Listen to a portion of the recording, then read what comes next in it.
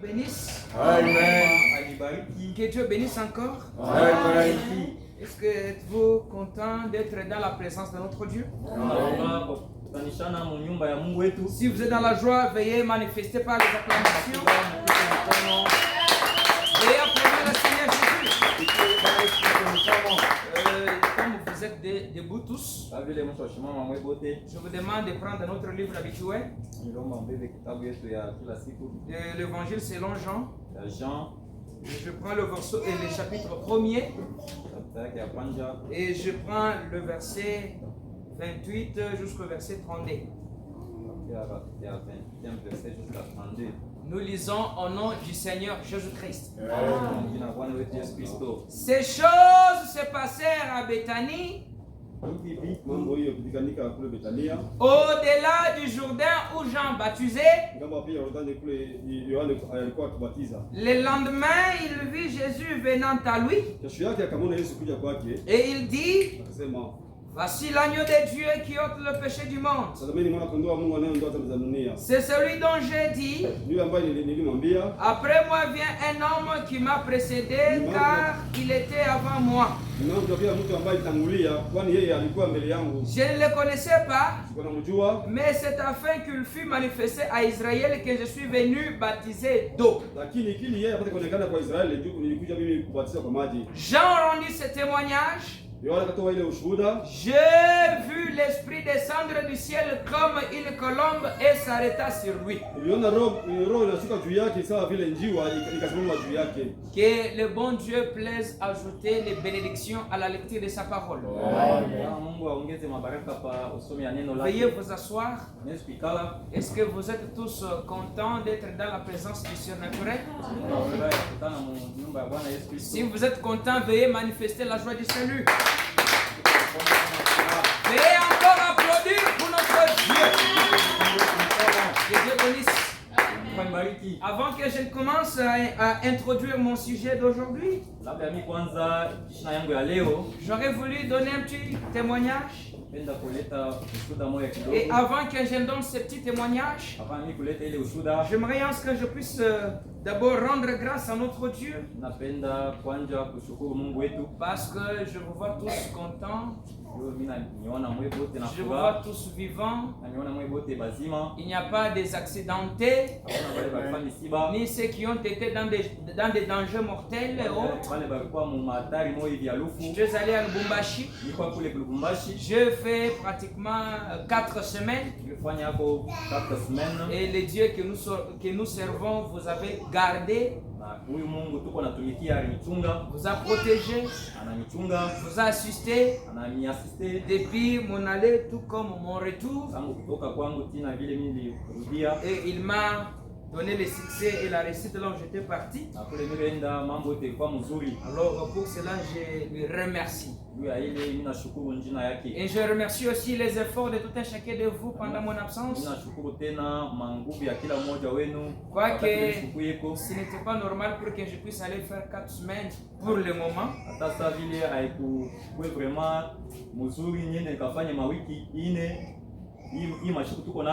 Mais c'était chronométré par Dieu et Dieu savait. Alors je remercie aussi chaque officier qui s'était démerdé pour cette œuvre.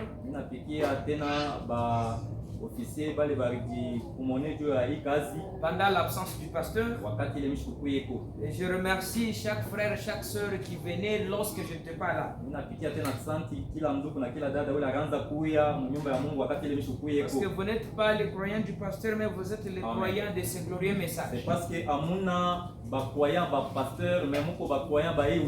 Si le pasteur est là ou soit qu'il ne soit pas là, vous devez y être. Que Dieu bénisse. Et le témoignage dont il est question, c'est de la part de notre chère maman Evelyne qui est assise là. Il me dira que pasteur donnait ce témoignage à ma place. Parce que j'étais allé chez elle, c'était le vendredi. Et les officiers et d'autres personnes connaissent. Il était souffrant il y a déjà un long moment. On avait prié pour elle. La maladie s'est arrêtée, notre maladie s'est manifestée. C'était toujours comme cela. Jusqu'à ce que, alors, lorsque j'étais en route, j'étais déjà, ça peut être le mardi, il m'avait appelé pasteur, il n'y a pas moyen, bon, c'est, maman, on avait dit tuberculose ou bien diabète? Diabète. Oui, ok, le diabète, autrement dit, le sucre dérangeait notre maman beaucoup. Lorsque je partais, j'avais signalé à mon secrétaire et je m'étais croisé avec frère, notre huissier Banks, là aux arènes. Je lui ai dit que non, je pars au quartier dur, prier pour notre maman Evelyne.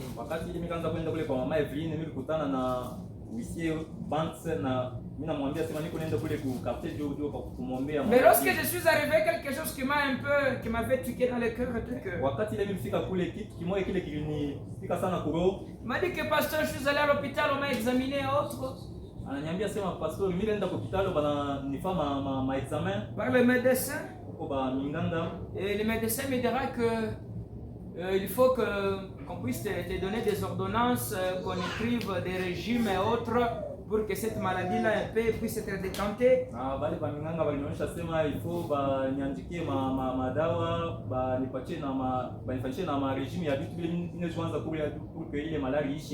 Elle avait accepté que ça va, je le ferai.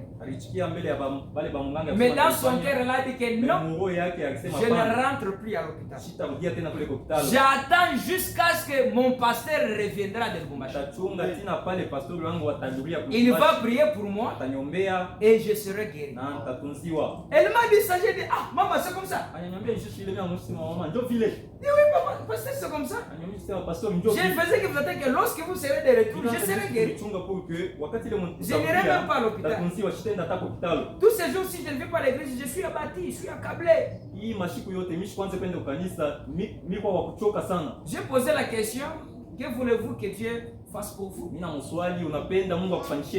Elle m'a répondu que pasteur, que votre Dieu me rétablisse et qu'il me guérisse. Dimanche, je dois venir témoigner. Dimanche, il faut et aujourd'hui, elle est là parmi vous. Là, lorsqu'on parlait avec elle, elle avait dit, pasteur, je suis guéri. Et puis elle m'a dit, votre Dieu a opéré des miracles dans ma vie. Oui, oui. Elle m'a dit que pasteur, souvenez-vous, le jour-là, j'avais les kystes sur le pied, vous avez prié, et puis c'était disparu. Ça avait disparu.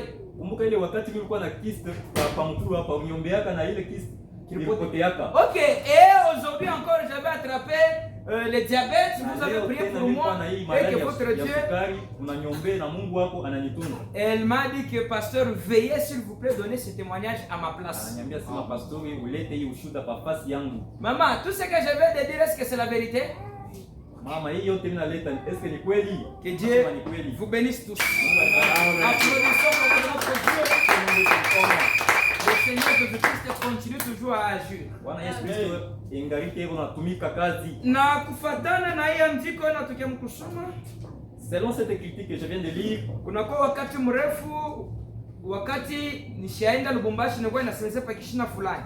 Il y a un peu très longtemps avant que je ne parte à Lubumbashi, j'étais en train de parler sur un certain sujet. Nilikuwa nasemezia pa kishina kinaitwa kanisa na mwikario yake. J'ai parlé sur un sujet intitulé l'église et sa condition. Na inakuwa kishina mrefu sana. C'est un long sujet. Inakuwa na vitu mingi ndani mule. Il y a plusieurs choses là-dedans. Na nilisema ya kama j'avais dit que kama mimi narudi, j'avais dit que si je revenais, nilipaswa kuchukua kishina kingine. J'allais choisir un autre sujet. Na wakati narudi nilianza kufikiri pa kitu gani naweza kusemezea. Quand je suis rentré, j'étais en train de méditer sur quoi je devrais parler. Na Mungu ananirudisha pa kishina kimoya kanisa na mwikario yake. Et Dieu m'a dit de revenir sur le même sujet, l'église et sa condition. Parce que mwikishina kinaitwa kanisa na mwikario yake. Parce que dans ce sujet, l'église et sa condition, tuliona vitu mingi vile nafadhali. Nous avons vu plusieurs choses.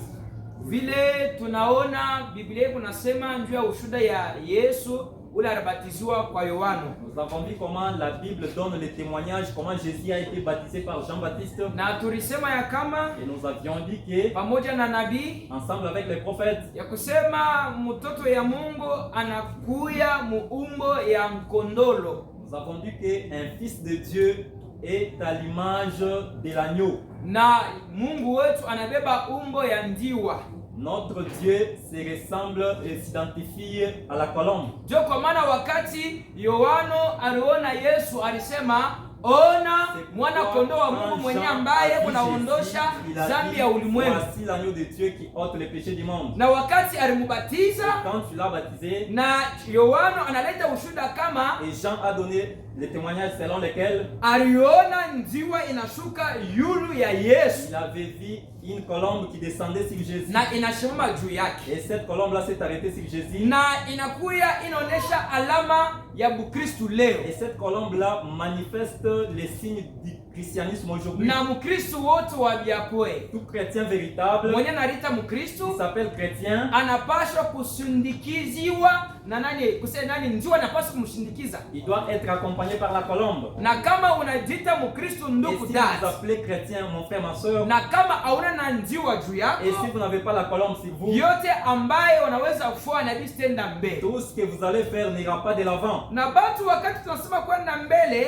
Et les gens, quand nous parlons d'aller de l'avant, banaonaka kusema ni vitu vya kupapasa, les gens voient juste les matériels. fedha, manyumba, la maison, kuvoyage, kufanya vitu vikubwa. Hapana. les voyages et autre chose. Kama tunasema kuendelea, Quand nous disons aller de l'avant, prospérer, maendeleo ya kwanza inakuwa ni maendeleo ya nafsi, la première prospérité c'est de l'âme. kisha maendeleo ya nafsi Après la prospérité de l'âme, inakuwa maendeleo ya roho, il y a aussi la prospérité de de l'esprit. l'esprit. Okay, kisha maendeleo ya roho Après la kunakuwa prospérité de maendeleo ya l'esprit, il mwili. y a aussi la prospérité de ses Na corps. lakini watu leo Mais les gens aujourd'hui, wanajitukuza kwani miili zao inaenda mbele, ils se glorifient juste parce que leurs affaires charnelles vont de l'avant. lakini kama tama mwenenda mbele, Même si les choses charnelles vont de l'avant, haiko alama ya kusema unakuwa unatembea pamoja na ce n'est Yesu. pas les signes qui montrent que vous marchez ensemble avec Dieu. Sasa ikuwa leo unakulia mzuri, Parfois vous mangez très bien, unagusa kwa nani tumanchenge twa makuta, parfois vous avez un peu d'argent. na unaweza usafiri wako kugoshi na kudroit. Par exemple, vous voyagez à gauche, à droite, Unasema bo Mungu alisha kunibariki mimi kustarehe, mimi bien. et vous vous dites, Dieu m'a déjà béni, je suis bien, je suis calme. Lakini aushindie bachawi.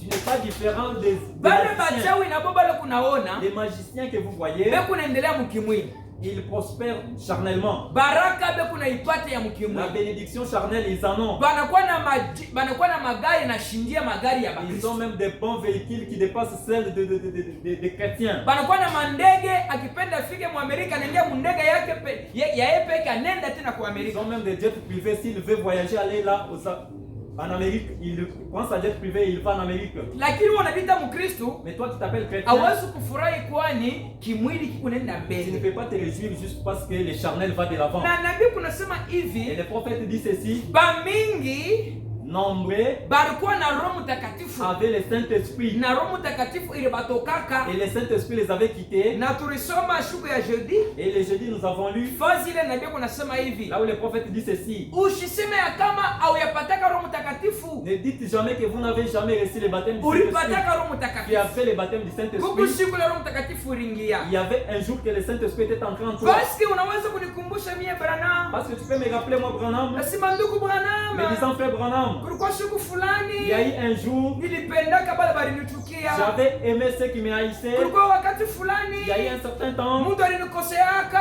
eu quelqu'un qui m'avait lakini posé sikumjibu du tort. mubaya.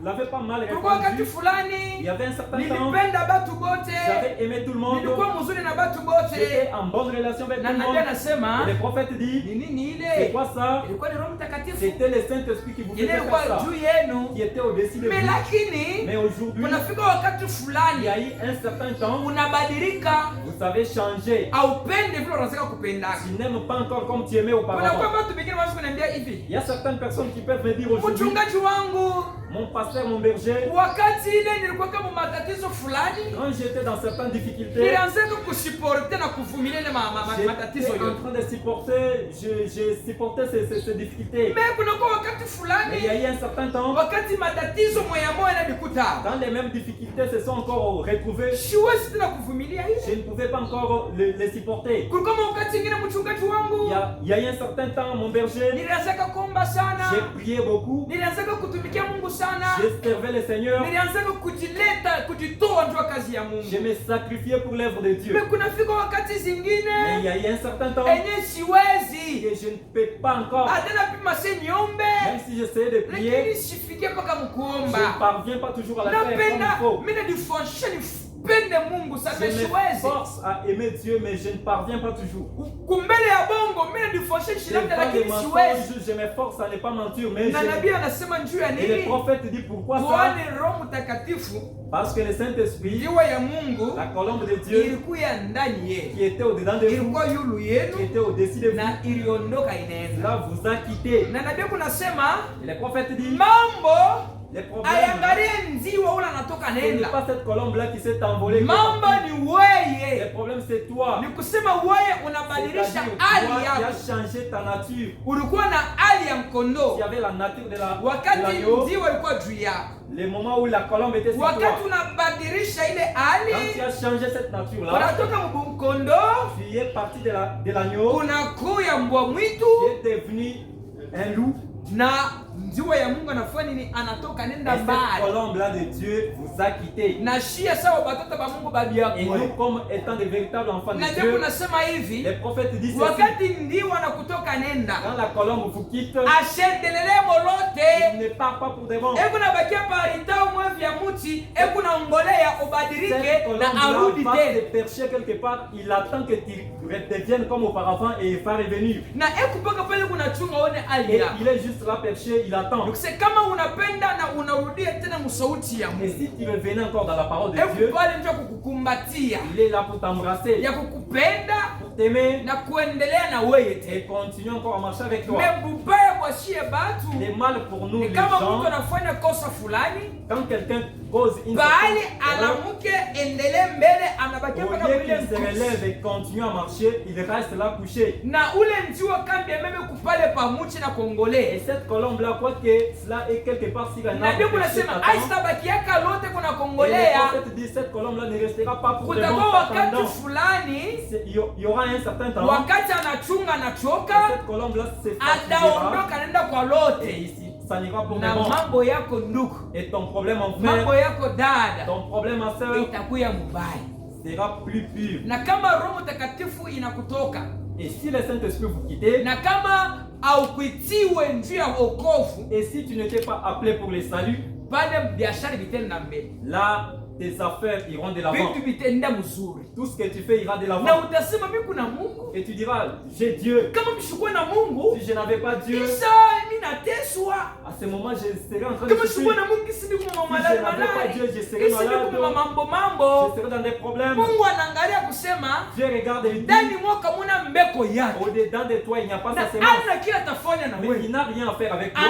anajitenga na wewe, Il se sépare avec toi. anakuacha wewe na ibilisi shetani. Il te laisse toi avec le Na diable. shetani anaangalia kusema Et le diable va regarder. huyu Il ni rafiki va yangu, dire, celui-ci c'est mon ami. vile ni rafiki yangu Comme c'est mimi, mon ami, Mr. Mutesa tena vina je ne afadhali. peux pas le faire souffrir Vile encore. kimutese anaweza tena kukimbililia Yesu Kristo. Il pourra encore fuir. Kumbe Aller nifanye du côté de nini? Jésus-Christ. Nimwache mambo yake ende mzuri. Alors je dois le faire. Tu Je kama dois anaanza m'assurer que kuevolua tout ça va mzuri, aller de l'avant. Si la hata lettre kwa va aller tena de wakati l'avant, tena ya kukumbuka namna il gani n'aura ya pas encore le kurudilia temps Yesu de se Kristo. rappeler que je dois retourner chez le Seigneur Jésus-Christ. Ndio kwa maana C'est uanze pourquoi kwa kuwaza maisha yako vile iko, uanze kuchunguza maisha yako yote vile tu iko. dois commencer à faire l'introspection de ta vie. Parce que ndugu Branham kunasema hivi, Parce que le prophète dit ceci, Roho Mtakatifu iko pale karibu irudi. le Saint-Esprit est là perché, attendant qu'il revienne.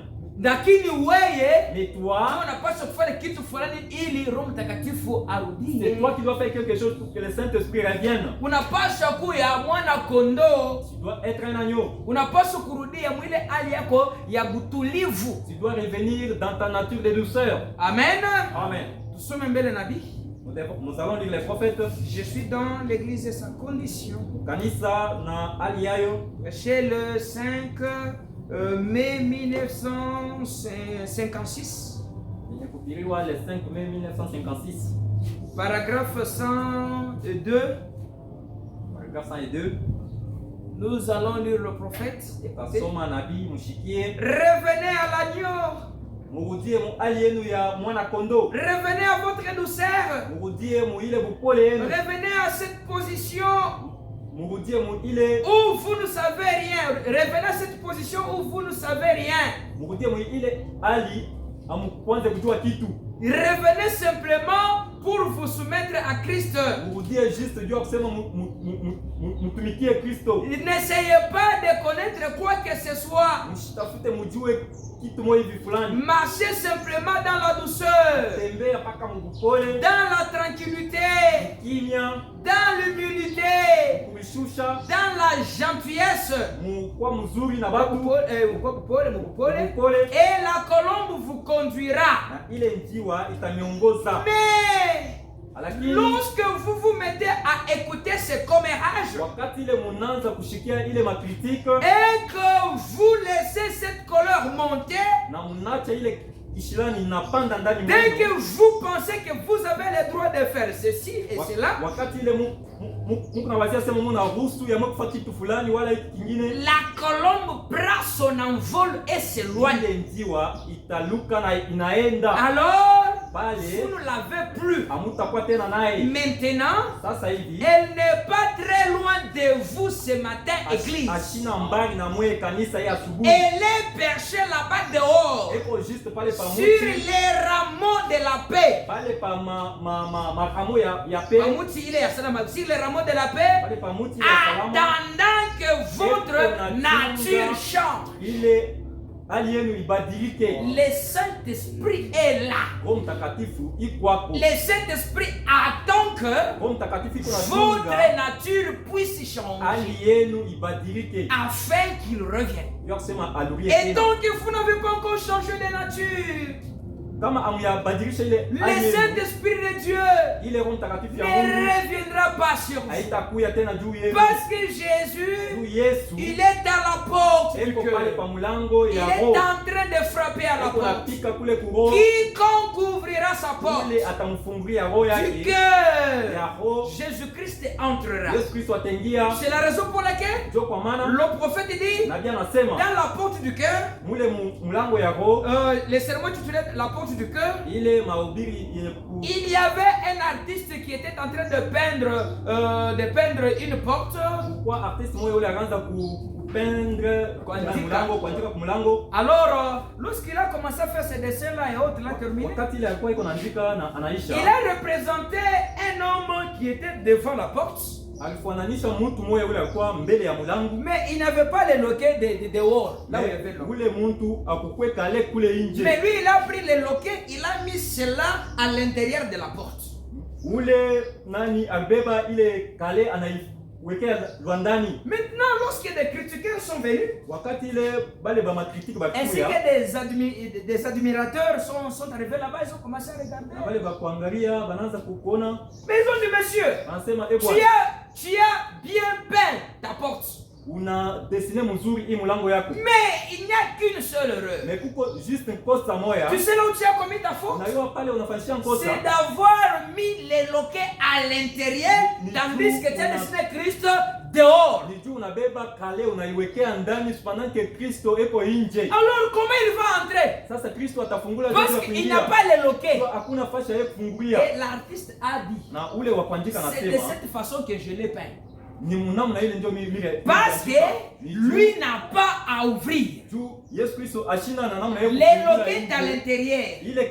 C'est celui qui est à l'intérieur qui a la probabilité d'ouvrir celui qui est à l'extérieur. Celui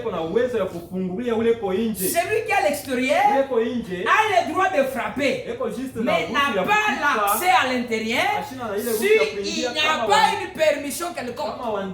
Et la personne qui est à l'intérieur qui avait les loquets pour ouvrir le Seigneur. Et le Seigneur jusqu'ici, il est est dehors. Yesu Kristo eko pale Le nje. Saint-Esprit de Dieu est dehors. Roho Mtakatifu ya Mungu eko Il est prêt nje. à revenir. Anapenda Mais kurudia. il veut que vous changez de nature. Anapenda juste ubadilishe namna yako ya Une kuishi. fois que votre nature sera Kama changée, unabadilisha juste namna yako ya et vous kuishi, verrez que le Saint-Esprit de Dieu, na utaona ile Roho Mtakatifu il ya va Mungu revenir encore en vous. itarudia tena ndani mwako. Il va vous donner le même amour que vous aviez. Atakupatia tena ile mapendo ile ulikuwa nayo Il mwanzo. va vous restituer la même paix du cœur que vous aviez. Atakupatia tena ile salama yako ya moyo ile ulikuwa Il nayo. va encore vous restituer la même joie du salut que vous aviez. Atakupatia tena ile nani furaha ya wokovu ile ulikuwa nayo. Comme hier vous étiez un bon Kama frère. vile jana ulikuwa ndugu mzuri. Hier vous étiez une bonne sœur. Ulikuwa dada mzuri. Et qu'à cause du changement de votre nature, Mais juste parce que unabadilisha namna yako ya kuishi, alors le Saint-Esprit vous a retiré. ile Roho Mtakatifu inakutoka. Vous qu'on pouvait parler du bien. Wewe mwenyewe ule bakwa bena semezea mzuri. Vous qui attirez l'attention des gens. Wewe mwenyewe watu wakaanza Vous kuangalia. êtes devenu un obstacle maintenant pour les gens. Unakuwa sasa C'est parce que le Saint-Esprit de Dieu s'est déjà Roho retiré. Mtakatifu inakutoka. Mais votre bonne nature que vous aviez Mais ile namna yako ya kuishi ya est mzuri encore quelque part. iko tena fashi fulani. Essayez juste de vous laisser entre les mains de Dieu. Ukiachilia tu mikono ya Mungu. Essayez juste de revenir à la parole. Ujie juste kuneno. Essayez de changer votre attitude. Badilisha juste namna yako ya Et le kuishi. Saint-Esprit de Dieu Na ile Roho Mtakatifu ya reviendra Mungu sur vous. itakuja tena. Et quand on vous Waweke. regarde, ma soeur, Pale bataanza on kuangalia. verra la même sœur d'hier. Bataona tena data moya moya wa jana. Quand on vous regardera, mon Pale frère, batakuangalia. on verra le même frère d'hier. Bataona nduku moya moya wa jana. Le même frère qui était aimable. Ule nduku ule akaanza kupenda. La même banduku. sœur qui était gentille. Ule dada kwa mzuri. Qui était digne de confiance. Ule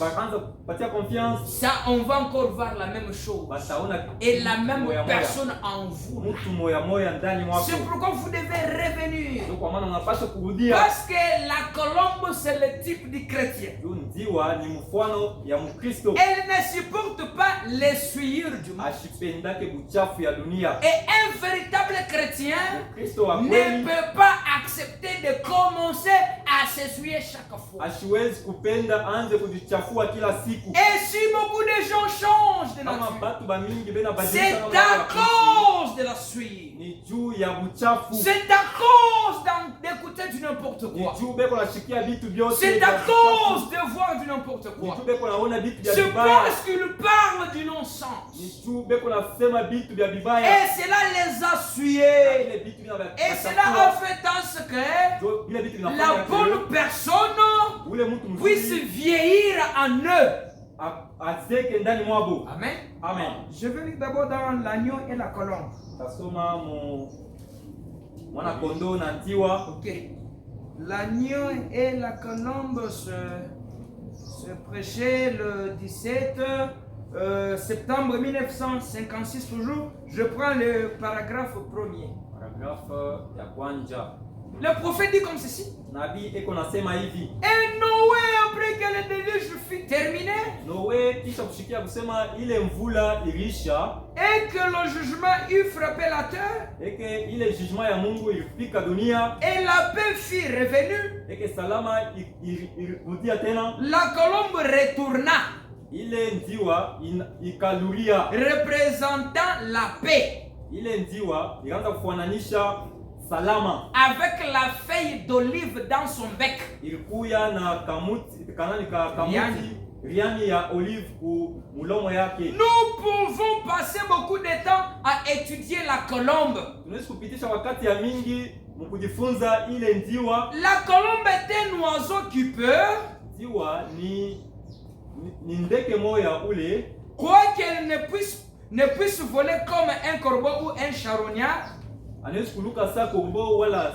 nani charognard. Elle ne peut pas manger la nourriture des charognards. Colombe haiwezi kula chakula ya charognard, hapana. Parce qu'elle est constituée différemment. Juu ni mwenye kumbiriwa munamna ya Elle kuachana. n'a pas de bile. Ashina na kale kabuchungu. La colombe n'a pas de bile. Njiwa ashikalake na C'est kabuchungu. pourquoi Jua kwa elle maana ne peut pas digérer ce que les charognards mangent. ashiwezi kusiporte bile ba korbo banakuliaka. Elle ne peut manger que les choses propres et pures. Atakula paka vitu vya vizuri na vile vya propre. Lakini udiswali wewe unakulaka chakula gani? Pose-toi des questions, toi tu manges quoi? Unawazaka vitu gani? Qu'est-ce que tu penses dans ta tête? Unapendaka vitu gani Qu'est-ce moyo? que tu aimes? Na eski mbili Dans unapendaka tout ce que tu as toujours aimé, vinakalaka vya safi est-ce que c'est propre? ou bien vinakalaka vitu vya buchafu? Ou ce sont des souillis? Okay, nani njiwa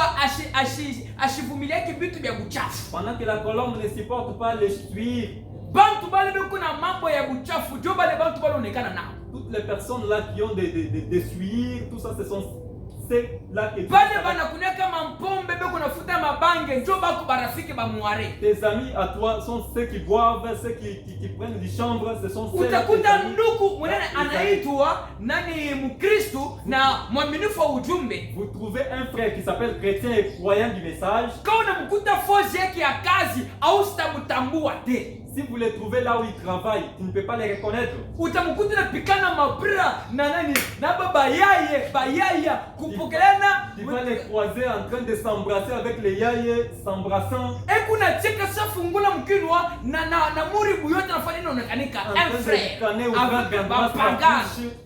un frère avec les païens. Alors banazu bata 2-3 heures du temps beko na sumburi. Ils peuvent prendre même 2 ou 3 heures du temps. Est-ce que kama wa malade nakutokela pale? Et si un malade vient là, dégager nani dalili kani atmosphère kani? kani? Est-ce que tu vas dégager une bonne atmosphère?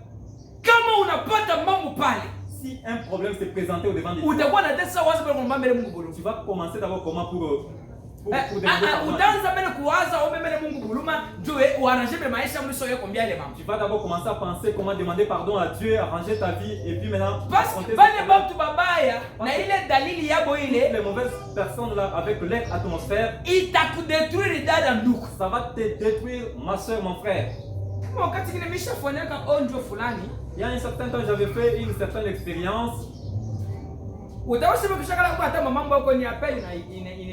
peux être là, peut-être pensant autre chose et il y a un appel.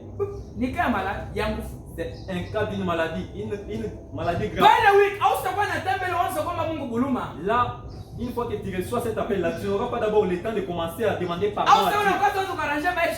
Tu n'auras pas le temps d'arranger ta vie avec Dieu. Maintenant, une fois que ces problèmes-là, tu dois te tenir debout comme l'enfant du roi. Comme fille et fils du roi. Mais si ton atmosphère n'était pas bonne, tu vas te tenir là avec quelle autorisation, avec quel droit? Que Dieu vous bénisse. C'est pourquoi nous avons vu là à Lubumbashi un certain serviteur. Là sur la vie maman Emo.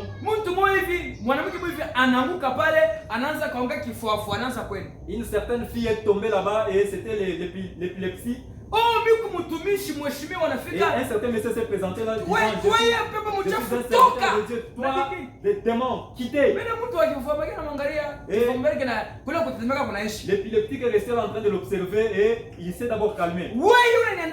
Et l'épileptique lui dit, toi qui me chasses moi, tu as quel droit? Il y avait plusieurs personnes réunies là-bas. Tu as quel pouvoir pour me chasser? Une partie de moi est là en toi. Hier là quand tu t'étais prostitué, est-ce que ton épouse connaît?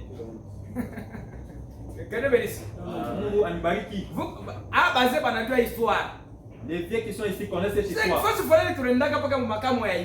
Un certain endroit où nous étions partis. Un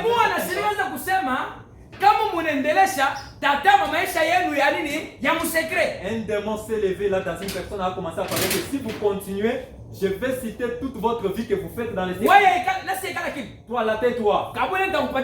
Sinon tu seras honté là. Le diable connaît la vie de tout véritable chrétien.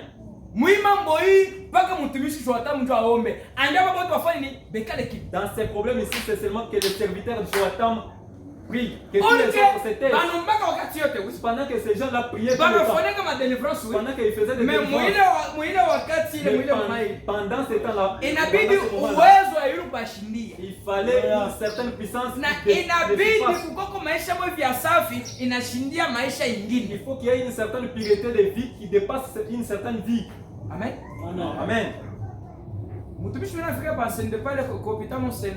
Et il y avait un autre serviteur là au niveau de l'hôpital Sendou Lubumbashi.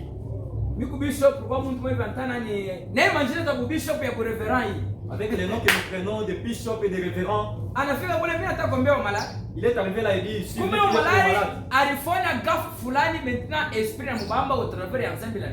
Pendant que les malades là avaient commis une certaine faute et l'esprit l'avait saisi à cause de ce qu'il avait fait.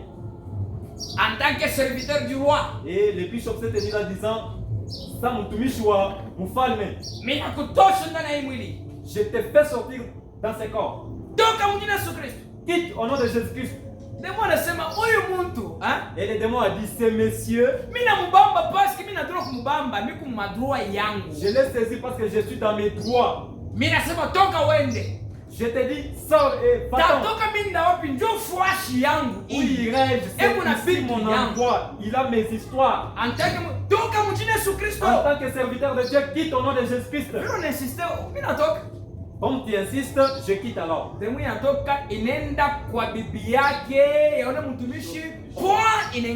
démon est sorti et s'en est allé entrer dans l'épouse de ses serviteurs. Après juste ce travail-là de délivrance, après juste 3 heures du temps, il y a eu un coup de fil. De l'autre côté, ton épouse, ça ne va pas. Il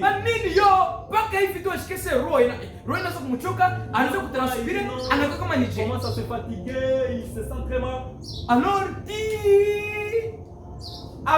après 30 minutes, Bibi a le coup froid.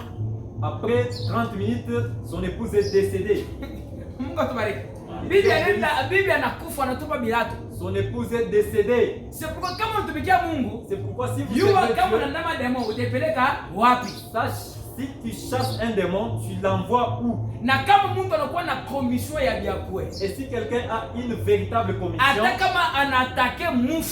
et même si l'attaqué est mort, sa commission là protège et son épouse et ses enfants. Même les petites maladies, ça fait venir, mais ça ne fera rien. Parce que le prophète dit, si Dieu appelle un homme, il appelle aussi son épouse. C'est pourquoi c'est alishakia na kucheka kile Mungu alisema. Avait douté sur ce que Dieu avait dit. Mungu hasiwezi kuwa Sara. Dieu ne pouvait pas tuer Sarah. Parce que Sara alikuwa kipande cha Ibrahimu. Parce que Sarah était une partie. Kama Mungu aliua Sara, si Dieu avait tué kipande cha Ibrahimu kila alipaswa kufanya ni kuharibisha. C'est-à-dire il allait déranger. Parce que mpaka vile Ibrahimu alichakuliwa kwa Mungu. Parce que de la même manière Abraham était choisi par Dieu. Agano. Et son épouse aussi était dans la même alliance. Amen. Amen. Mungu atubariki sana. Que Dieu vous bénisse. Maintenant maisha yetu inakuwa namna gani? Notre vie est comment? Tuliendaka fazi fulani. Nous étions partis quelque part avec huissier Sylvain na huissier Emma. Avec nos huissiers. Bari sentir sur votre frère Bouchou. Nous étions arrivés là, c'était la nuit. Mais l'atmosphère mais la parole ilikuwa mbele ya mubaya. Nous sommes arrivés là, l'atmosphère là d'abord qui était dans cette maison. Munaingia munyumba munasema nono ili mamambo ingine. Nous sommes entrés dans la maison et on s'est dit mais ça c'est notre problème. Ah. Et kuku mafuashi ile kama hauna na commission ya bien kweli usicheze batakujiki. Il y a certains endroits si vous n'avez pas une véritable commission, ne jouez pas, on va t'enterrer. Tunafika les phases. Nous sommes arrivés là. Ule mtoto tunamombea, tunafanya le service. Cette fille-là, nous avons prié pour elle, nous avons fait les services. Nous sommes sortis, nous sommes partis. Après 2 semaines, nous sommes encore partis les visiter. Dimanche à 15h. Un certain dimanche vers 15h. Avec nos 2 huissiers. Nous sommes arrivés là. Baloji mnammandoto mavisito kutoka bani tukanesa no vile mnaita le prophète wenu ule. La maman de la fille nous dit depuis que vous avez prié ici dans la maison, les sorciers et les magiciens sont venus nous dire au sens que comme vous avez appelé votre prophète là, maintenant vous allez mourir. Et la personne a fui sa chambre. C'est que vous voyez dans des karashika là. Amen. Oui, c'était dans leur présence. Alors, et la fille a fui sa chambre. Banasema vile mnaita le prophète wonu mtakufa. Kumbi banamfamia ndio le prophète. J'ai dit, ils ont dit que comme vous avez appelé votre prophète là, vous allez mourir. Donc ils connaissent bien ce prophète. Banasema le prophète et kuna kitu kile kitafanya nini kinabashindi. Donc ils connaissent que ce prophète là a quelque chose qui les s'y passe. Alors mimi nasema et j'ai dit, kumbi kama ni vile kweli, si c'est comme ça vraiment, kumbi faut ne baite balozi kote ne bapike. Alors je vais appeler tous les sorciers, je vais les fouetter. Peut-être les deux huissiers barkombe ça. Parce que la fin de comédie, la fin de cocombe, les membres gagnent les pasteurs. Nos deux huissiers disaient, le pasteur est en train de faire la comédie ou il fait quoi? Alors, il a fait quoi? Et je suis arrivé. J'ai dit, j'ai dit, les petits sorciers ici, ce sont des choses inutiles. Ce sont des choses inutiles. Mon papa, la prédication que tu avais suivie là, les frères Séraphin aussi l'avaient suivi. Il a dit, pasteur, si il y a des sorciers et des magiciens, et ce petit dit au diable que c'est le diable, c'est un petit enfant.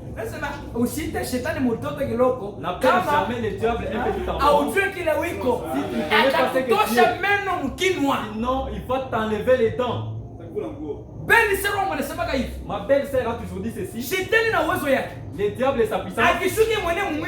S'il descend dans ce corps et commence à marcher, toutes les maisons de l'autre côté sont en train de s'écrouler.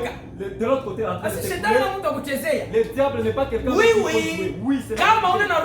Si vous n'avez pas le Saint-Esprit, n'attaquez pas le diable. On va t'enterrer. Amen. Amen. Ce qui fait notre force, nous sommes sous les sangs. Et nous l'avons de telle manière que quand nous marchons, même ici il y a des occultistes, ils diront mais ce petit il n'est pas petit comme tel. Comme les sorciers se sont joués encore, je vais les fouetter. Je me suis tenu là. J'ai appelé le grade que j'ai là dans l'esprit. Alors, c'est la première fois qu'ils ont suivi une certaine prière étrange. Les deux huissiers qui m'accompagnaient. Je me suis concentré, je dis que tous les sorciers viennent ici. Et vous sentez même, vous sentez que vous n'êtes pas seul, il y a des gens. Venez. Les propriétaires de la maison ont eu peur de ce que je faisais. Quand tous les sorciers sont venus, là dehors, ils étaient là. J'ai commencé à prier. Je les ai fouettés. Et tous les sorciers se sont enfouis. Et certains étaient là dehors. Et pendant que nous étions en train de sortir, j'avais des charges sur moi.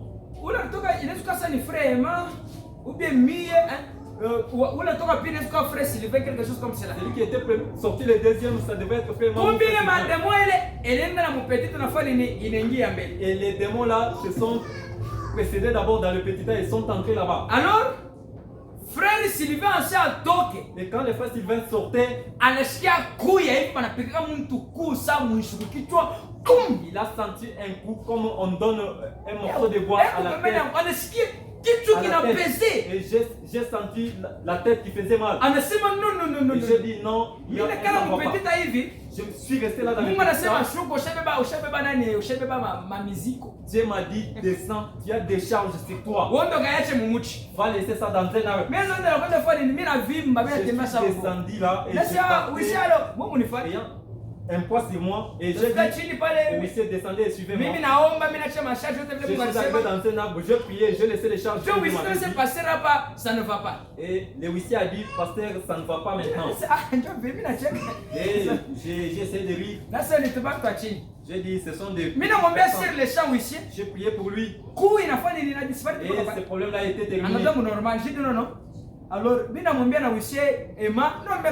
j'ai prié aussi pour les huissiers Emma et j'ai prié pour les démons nous connaissent très bien. Parce que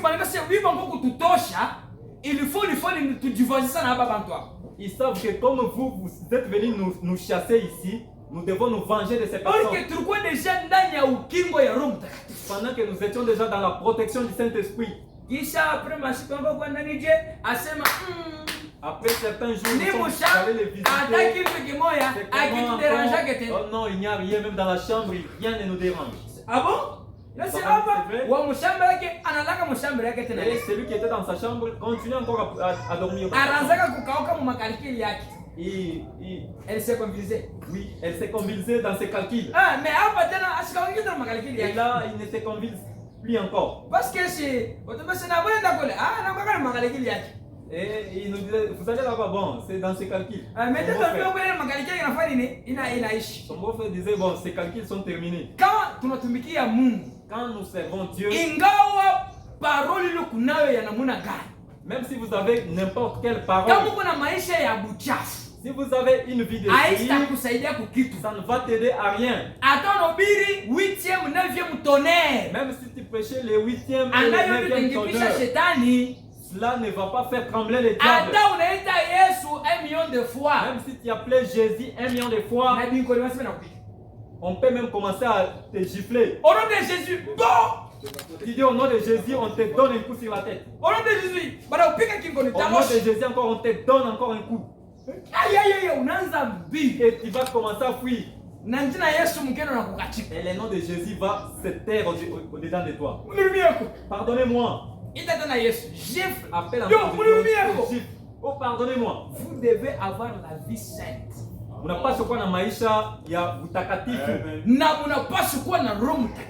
Vous devez avoir le Saint-Esprit. Les diables ne craignent pas si vous êtes prédicateur. Mais ce qu'ils craignent dans la parole de Dieu, c'est la révélation qui sort là-dedans. Parce que cette révélation-là, c'est ce qui s'accompagne de la puissance. Amen. Que Dieu nous bénisse. Frère Banks, c'est un ministre, on a évolué avec lui dans la maison. Les frères Banks connaissent, c'est un ministre, nous avons évolué avec lui quand nous étions encore dans la maison. Pour le moment, il est à Fungurume. Oh, pasteur! Pasteur! Vous vous en souvenez? Ce monsieur-là, nous avons évolué avec lui quand nous étions dans la maison. Maintenant, il est à Fungurume. Il m'a appelé un jour, il me dit non. Je me sens poussé à commencer à aller prier dans des hôpitaux. J'ai dit, est-ce que c'est Dieu qui t'a dit d'aller ou c'est toi qui veux aller? Si Dieu t'a dit d'aller, il va t'accompagner. Mais si c'est toi seul qui veux aller, c'est que tu iras prendre là-bas. Parce que c'est compliqué, ce n'est pas pour dire que les choses ne marcheront pas là où tu vas. Au nom de Jésus, au nom de Jésus, quelqu'un est guéri. Les gens donnent des témoignages. Maintenant, les retours de ces démons-là qui sont sortis dans les gens. Peut-être toute ta maison va s'abîmer sans que tu le saches. Ta vie va s'abîmer et tu vas fuir. Pose-toi des questions. Comme tu étais auparavant, est-ce que c'est ce que tu es encore aujourd'hui? Ou il y a quelque chose qui s'est transformé en toi, qui a changé? Il y a quelque chose qui a changé. Tu dois revenir dans la parole de Dieu. Si tu ne revenais pas dans la parole, tes problèmes iront de mal en pis. Pose-toi des questions. Est-ce que la colombe de Dieu est en toi? Et si la colombe de Dieu n'est pas sur toi, Vous allez voir que les choses que vous faites, ça va vous compliquer. Amen.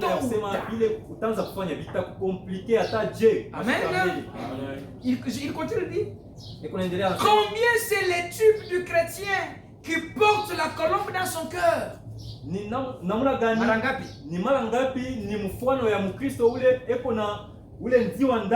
Ok, il ne peut simplement pas supporter les souillures du monde. Vous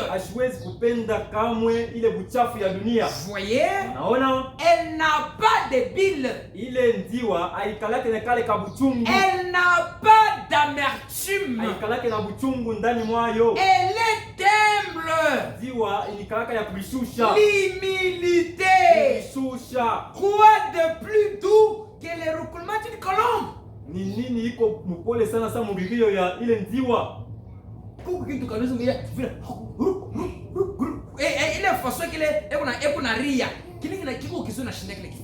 Cette façon de la colombe de crier, qu'est-ce qui dépasse ça en douceur? Est-ce que quand on a un roucoulement, il y a déjà si la colombe venait avec sa manière de crier là devant un loup, est-ce que le loup aura même la force de crier pour le consommer? Parce que tel que nous sommes enfants de Dieu, nous devons savoir est-ce qu'en vérité le Seigneur Jésus-Christ est avec nous? Parce que le prophète dit ceci. Le moment où la colombe était descendue sur la ile ilifanya kusema Mungu na muntu bakumbatiane. Cela avait fait que Dieu et l'homme s'embrassent. Kwa maana kama unakuwa na Roho Mtakatifu ilikuwa ni ndani mwako. Pourquoi si vous avez le véritable Saint-Esprit, wewe na Mungu mnakuwa kitu kimoja. Hata shetani même le diable hawezi kufanya kitu. Il ne peut rien faire. Na shetani et le diable vile anakalaka voyou. Comme il a toujours été voyou. Anakakanja na matériel ya mingi. Il a toujours été shetani ni shege. Le diable c'est un shege, c'est un enfant de la rue. Un délinquant, amen. C'est un délinquant. Vous comprenez? Shetani. Le diable c'est un voyou. Vous pouvez vous croiser avec un diable qui marche. Vous voyez la poitrine est devenue tellement grosse comme un dessin animé. Et le diable dit il n'a même pas de la force à supporter un voyou. Parce que vous l'avez déjà filmé. Et il vous terrorise. Et si vous vous arrêtez là, il n'aime pas gros. Le diable c'est un voyou. Même si vous avez le Saint-Esprit, il peut t'attraper au travers de la paix. Il peut te terroriser. Quand tu acceptes cette terreur, alors mais ce matin, refusez les terreurs du diable.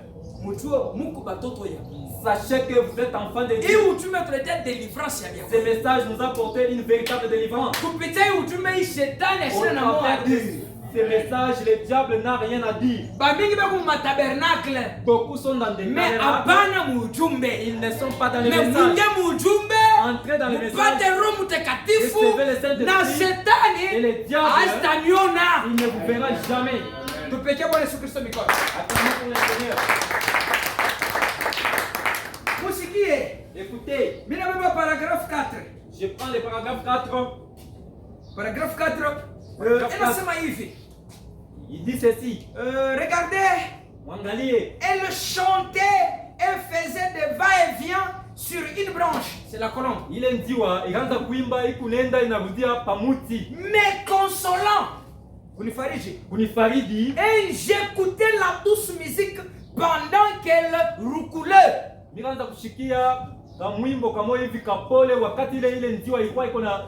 Ok, au sommet et au coucher du soleil. Paragraphe 4. Coucher du soleil. Ok, Dieu, quand tu l'es descendu, beaucoup de gens passent outre cette écriture. Mais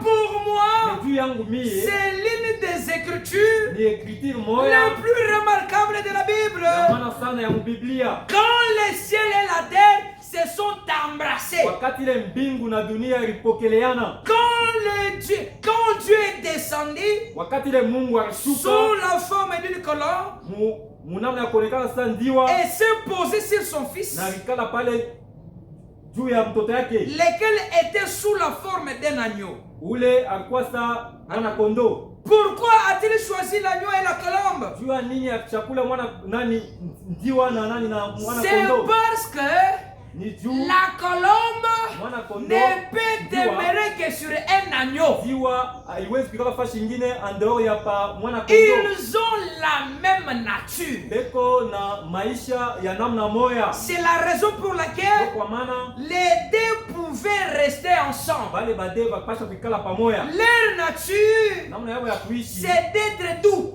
ni ya bupole, humble, ya kuishusha, modeste, et c'est la raison pour laquelle ils pouvaient demeurer ensemble. kwa maana bakapasha kukala pamoja. Lorsque Dieu Wakati ile Mungu et Christ sont devenus un, Mungu na Kristo bakwa kitu kimoya. lorsque la colombe Wakati ile ndiwa est descendue sur l'agneau, ilishuka pa mwana kondoo, les ciels mbingu et la na terre dunia se sont étreints. bili kumbatiana. Dieu et l'homme Mungu na se mtu. sont réconciliés. Mungu na mtu bana pokeleana, Banatengeneza maisha, Banatengeneza banatengeneza, maisha. banakuwa kitu kimoja, banakuwa mapatano. Amen. Kido benisi. Mungu abariki. Dieu et l'homme se sont réconciliés. Mungu na mtu banatengeneza banakuwa mkimoya. Eh bien, c'est l'un des moments le plus glorieux Ni wakati moya ya utukufu kabisa que le monde ait jamais connu. ile dunia ayapataka. Lorsque l'homme et Dieu se sont réconciliés. Wakati ile mutu na Mungu balipatana. La colombe et l'agneau sont Ziwa unis. na mwana kondoo banapatana. Dieu commande Bible nasema hivi. C'est pourquoi la Bible dit ceci. Si vous demeurez en moi. Kama munikala ndani mwangu. C'était les paroles de Jésus. Ilikuwa ni masauti ya Si Yesu. réellement vous demeurez en moi. Kama kweli munikala ndani Et que mwangu. mes paroles demeurent en vous. Na masauti yangu munikala ndani mwenu. Demandez tout ce que vous voudrez. Mulombe kile kyote Et unapenda. je le ferai. Na nitaifanya. Est-ce que, posez-vous la question. Mujiswali. Est-ce que demeurez-vous en Christ? Est-ce que muko ndani ya Kristo? Est-ce que la parole de Dieu demeure en Est-ce que vous? sauti ya Mungu iko ndani Et mwenu? si ce n'est pas le cas, Kama ina vile, vous n'allez aboutir à rien. hamutafanya kitu hata kimoya. Posez-vous la question. Mujiswali. Est-ce que la douce colombe de Dieu est sur vous? Est-ce que ile ndiwa mpole ya Mungu iko ndani Posez-vous mwenu? la question. Mujiswali. Est-ce que à l'intérieur de votre âme, y a-t-il le Saint-Esprit? Munafsi yenu mko Roho Mtakatifu. Est-ce que ce que vous étiez, Est-ce que kile mkuya? c'est ce que vous êtes encore Sio kile aujourd'hui? mko tena leo? Le même frère aimable que vous étiez. Moya moya wa mapendo wa La mwana. même sœur aimable que vous Ule étiez. dada moya moya wa mapendo. Êtes-vous la même personne? Est-ce que uko wewe moya Ou moya? bien avez-vous déjà changé? Ou bien unabadilika? Parce que Jésus a dit Juu Yesu Kristo akisema dans le livre de Jean chapitre 14, kitabu ya Jean et encore un peu de temps, encore wakati kidogo et le monde ne me verra hii plus. dunia haitaniona, Mais vous, me mweye vous me verrez. mtaniona, Parce que je serai avec vous, nitakuwa na mweye, même en vous, nitakuwa tena ndani mwenu jusqu'à la fin du monde. hii na kule kumwisho wa On est dunia avec lui au travers le Saint-Esprit de Dieu. kupitia Roho Mtakatifu. Amen. Amen. Nous sommes ensemble avec Christ Tuko pamoja na au Kristo travers le Saint-Esprit. kupitia Roho Et Mtakatifu. sans le Saint-Esprit, Bila Roho il Mtakatifu est difficile iko nguvu de lui être agréable. umfurahishe. Amen. Amen. Sans le Saint-Esprit, Bila Roho il Mtakatifu est impossible d'être réconcilié avec Dieu. mukwe mu mapatano na Mungu. Sans le Saint-Esprit, Bila Roho il Mtakatifu est impossible iko d'avoir même la joie du salut. ya kupata hata hii furaha ya Parce wokovu. que la joie du salut Juu furaha ya vient wokovu après que le Saint-Esprit s'est installé en vous. inakuweka kisha Roho Mtakatifu kuingia Mais ndani mwenu. beaucoup de gens ont le salut, Mais batu ba mais mingi ils ont wako na déjà wokovu. perdu la joie. Mais banapotesha furaha ya wokovu. Comme David pouvait dire Sasa vile Daudi akaanza dans le kusema livre de Psaume 51, kitabu ya Psalm oh 51, Dieu, Oh, Mungu. rends-moi la joie de ton salut. unirudishie Que Dieu bénisse. Posez-vous la question. Le Saint-Esprit est-il en vous? Le Saint-Esprit vous conduit? Est-ce qu'il vous conduit? Le Saint-Esprit, est-ce qu'il vous enseigne? Le Saint-Esprit, est-ce qu'il est tout autour de vous? Et tout ce que vous faites, quel esprit vous influence? Est-ce que c'est le Saint-Esprit qui vous influence?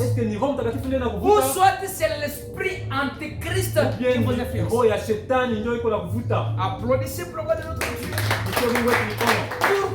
Pourquoi les gens, eux, pensent que lorsqu'ils réalisent les choses selon la chair, tout va bien. Mais frère Branham dit, quand le Saint-Esprit vous quitte, vous échouez. Amen. Amen. Lorsque le Saint-Esprit de Dieu se retire de vous, vous échouez. Aujourd'hui, les gens ne veulent pas admettre leurs erreurs, leurs échecs. Si vous échouez, mon frère, si vous échouez, ma soeur, admettez cela et dites à Dieu, j'ai échoué parce que je fais les choses selon moi-même. J'ai besoin de toi, que tu me fasses réussir. Que nous bénisse. J'ai besoin de ton aide, que tu me fasses réussir. J'ai besoin de toi, que tu m'enlèves dans cet échec. Mais beaucoup de gens, après avoir échoué, ils veulent fabriquer quelque chose pour couvrir leur échec. Je vais lire, je crois, avant-dernière pour que nous puissions prier le Seigneur Jésus-Christ. Avant-dernier. Je prends dans la force parfaite par la faiblesse parfaite.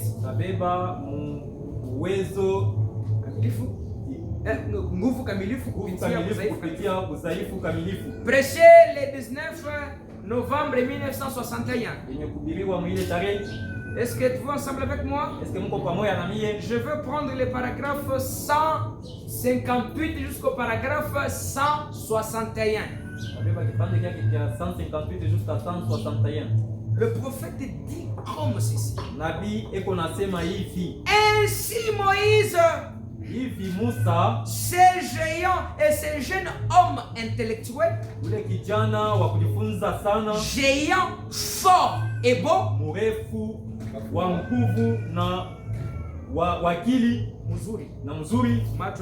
a entrepris une bonne action. Mais Dieu ne pouvait tout simplement pas utiliser cela. Absolument pas. Il ne pouvait pas utiliser ses capacités naturelles.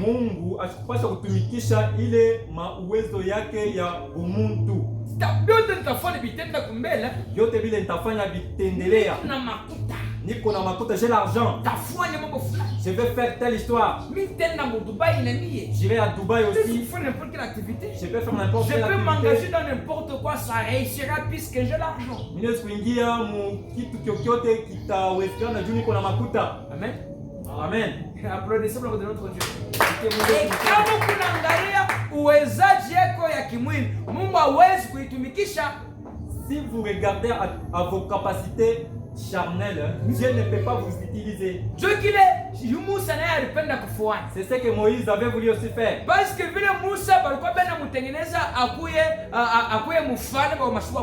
comme Moïse était en train d'être préparé pour devenir le roi là en Égypte, on lui avait appris comment combattre. On lui avait fait étudier dans des universités pour commencer à parler. Il connaissait bien parler. Même si il titubait en parlant. bégayait. OK, mais lakini yeye Musa alikuwa na akili ya mingi. Mais Moïse était très intelligent. Na ma conseil, ile mama yake anasema kumkaburi. Avec les conseils que sa mère lui donnait. Musa wangu, Moïse à moi. wewe ndio utafungulia taifa. C'est toi ici qui va délivrer ce Wewe peuple. ndio mtu ule Mungu alisema C'est laka. toi que Dieu avait promis. Tuma kosa tuko nafanya leo. Ce sont là les erreurs que nous commettons Tu aujourd'hui. es prédicateur. Uko Et mhubiri. quand quelqu'un grandit avec cette idée d'être prédicateur en lui, Kama mtu anaanza kukomea na ile mawazo ya kusema ni il va s'engager au prêcher sans que le temps n'est pas encore arrivé. ataanza Parce qu'il sait kuhubiri qu'il est prédicateur. avant wakati eneye juu bamuonesha kusema ni Et il mhubiri. sait qu'il est prédicateur. Anajua kweli ni C'est ce mhubiri. que Moïse avait fait ici. Ndio kile Musa alifanya hapa. Je suis le libérateur. Niko mkombozi. Ma mère m'a parlé de ça. Mama yangu aliniambia ile. Que c'est toi qui libéreras Na ce mimi peuple. ndio nitakombola hapa watoto wa Mungu. Mais d'ailleurs, depuis lorsque j'étais un jeune enfant, on m'avait prophétisé que j'ai le ministère. D'ailleurs, depuis wakati ile nilikuwa mtoto kidogo, baniambia kasema niko na kazi ya kutumikia Mungu. J'étais parti dans la maison des dons. Nile ndaka mu nyumba moja hivi ya Mazawadi. Et que Dieu était descendu. na Mungu akishukaka. Il a dit que toi, mon serviteur, Ananiambia sema wewe mtumishi wangu. tu es mon serviteur. Uko mtumishi wangu. Tu as un ministère. Uko na kazi ya Tu vas me kutumikia. servir. Utanitumikia. Alors, la personne commence à lire beaucoup maintenant pour la magazine. Na vile balimtabia vile mtu anaanza sasa kusoma sana. Et comme il commence à lire beaucoup, Sasa vile anaanza kusoma Dieu lui sana. fait grâce. Mungu Il anamfanyia a la mémoire de retenir des paragraphes. eko na kichwa Dans ya la tête. kubamba kwa mavipande ya mahubiri. Des fois, il dort, il se voit en train de prêcher. Parfois anajiona eko na ubiri. Et puis il dit que non, non, je suis prédicateur. Na pale eko nasema niko mtumishi wa Mungu. Dieu m'a plus à prêcher. Mungu ananiita kumtumikia. Prêcher, Ubiri utalungula. utalungua. Je brûle, utalungula. Utalungua. Unawaka. Tu brilles. Utalungula. Tu vas te brûler. Oui, oui. Applaudissons pour la Bible, applaudissons. Oui, oui. Vile vile na maono ya mingi. Comme j'ai vu plusieurs visions. Vous connaissez, on avait parlé papa de Arshangak. Unajua tulisemaka papa c'était étonné. Allô? Oja, bimpa. Teto numalo ensemble akaya tumbaka shibiko. Vous connaissez, il y avait un frère ici, on l'appelle et dit Mouzouri, moi seulement les affaires de Dieu commencent à me tourmenter ici. C'est de Oussema. Tumbaka shibiko na Oussema je. Et j'ai demandé à frère Emma, mambo ya Mungu inaanza kuyumbaka shibiko na Oussema ni kusema nini? C'est troublé, j'ai dit, ah bon? Papa Marcel a dit, petit. J'ai dit kuyumbaka shibiko c'est troublé. Et papa Marcel a dit, ah bon? Petit. Toi tu sais dans quoi tu veux te lancer? Petit, est-ce que tu connais dans quoi tu veux te lancer? Oh, j'ai dit, ça commence à te hanter, mais pourquoi tu ne peux pas venir me dire? Binanza kukudéranger, Dieu a nini akwe kunyonyesha. Bon, d'ailleurs, pasteur, j'avais fait un songe. D'ailleurs, pasteur Emile fanyaka nani songe moya. Alors, dans ce songe-là, je me suis en train de prêcher. Mwile songe mimi onaka niko na ubiri. C'est pourquoi il faut. Donc kwa maana il faut. Il n'a pas choix. Il faut que vous achetez pour moi la Bible et que vous m'encadrez dans 2 semaines. Et je commence à lire.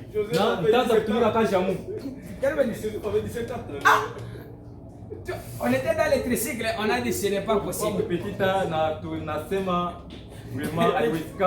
Frère Sylvain dit que ce frère, il n'a pas un problème. Il est lui-même un problème. Applaudissez. Ok, frère Maman dit. Ce frère n'est pas sérieux. Pour son ministère, il faut que vous l'achetez la Bible. Mais il a trouvé beaucoup d'argent, il a payé les téléphones Android. Mais il n'a pas voulu acheter la Bible. Il vous donne même les délais, il faut. Vous m'encadrez, n'est-ce pas, que je commence à lèvres. C'est parce qu'il avait fait quoi? Il avait vu les songes. Que Dieu bénisse. Que Dieu bénisse. Unataka frère chanter vile kopali. Non, attends, ndugu chanter vile kopali. Kama anaanza kutamania ba prédicateur. S'il commence à envier les prédicateurs, anaanza kusoma soma sana. Il commence à akipande tu ile au mwanshike tu unamtamu Et s'il a juste cette envie, et même dans ce songe, il va commencer à rêver. Mais s'il n'a pas de ministère, même s'il rêve, cela ne veut pas dire que tous les songes ne sont pas véritables. C'est ce que vous pensez, vous commencez à rêver. Toi, tu as déjà rêvé. Les songes. Dieu m'a dit. Mungu ananyambia. Dieu t'a dit. Il t'a dit quoi? Et Dieu ne commissionne pas quelqu'un qui n'est pas encore transformé. Amen. Mungu ashipatia yake mtu kazi ya kutumika kama shiabadilika. Wewe ule Mungu anafanya nini? Anaita. Toi là que Dieu a appelé. Wewe Mungu anakabla commission. Toi là que Dieu a donné la commission. Maisha yako iko je? Êtes-vous déjà transformé? Avez-vous le Saint-Esprit? Êtes-vous honorable? Votre nature est comment? Dieu ne fait pas de bêtises, pas une bêtise pareille. Busenji. Oui. Amen. Faut remplacer chaque chose à sa place. Amen. Mungu ashifanye que Busenji. Dieu ne fait pas de telles bêtises. Parce que si Dieu veut travailler avec quelqu'un, il choisit un homme qui peut relever les défis. Pas un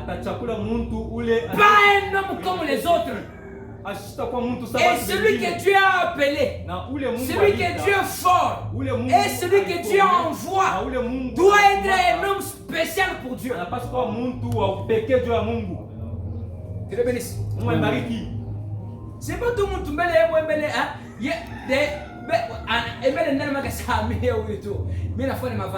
mais comme ce n'est pas quelqu'un au-dedans de lui-même se dit bon, moi ici je suis en train de faire juste les aventures.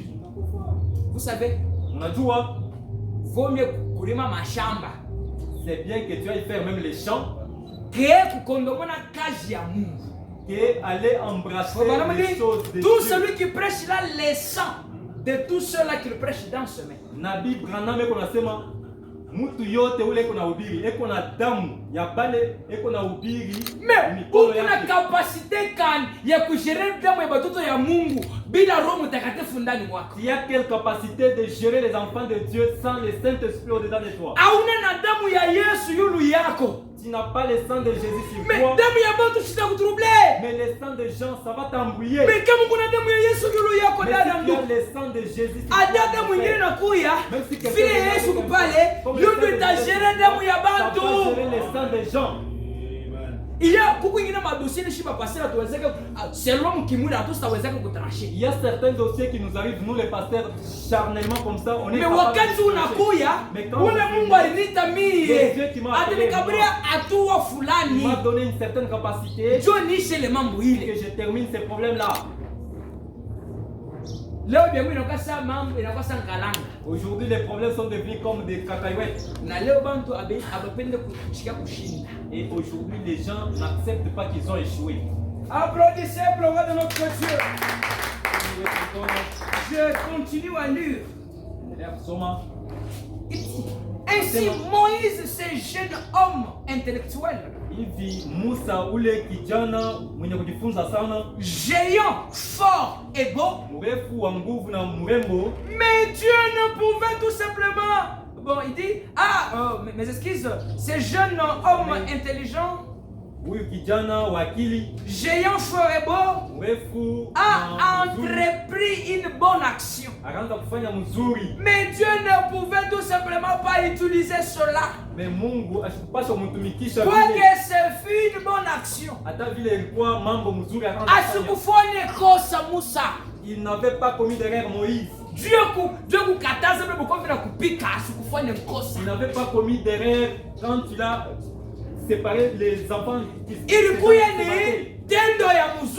C'était une bonne action. Mais les moments étaient mal choisis.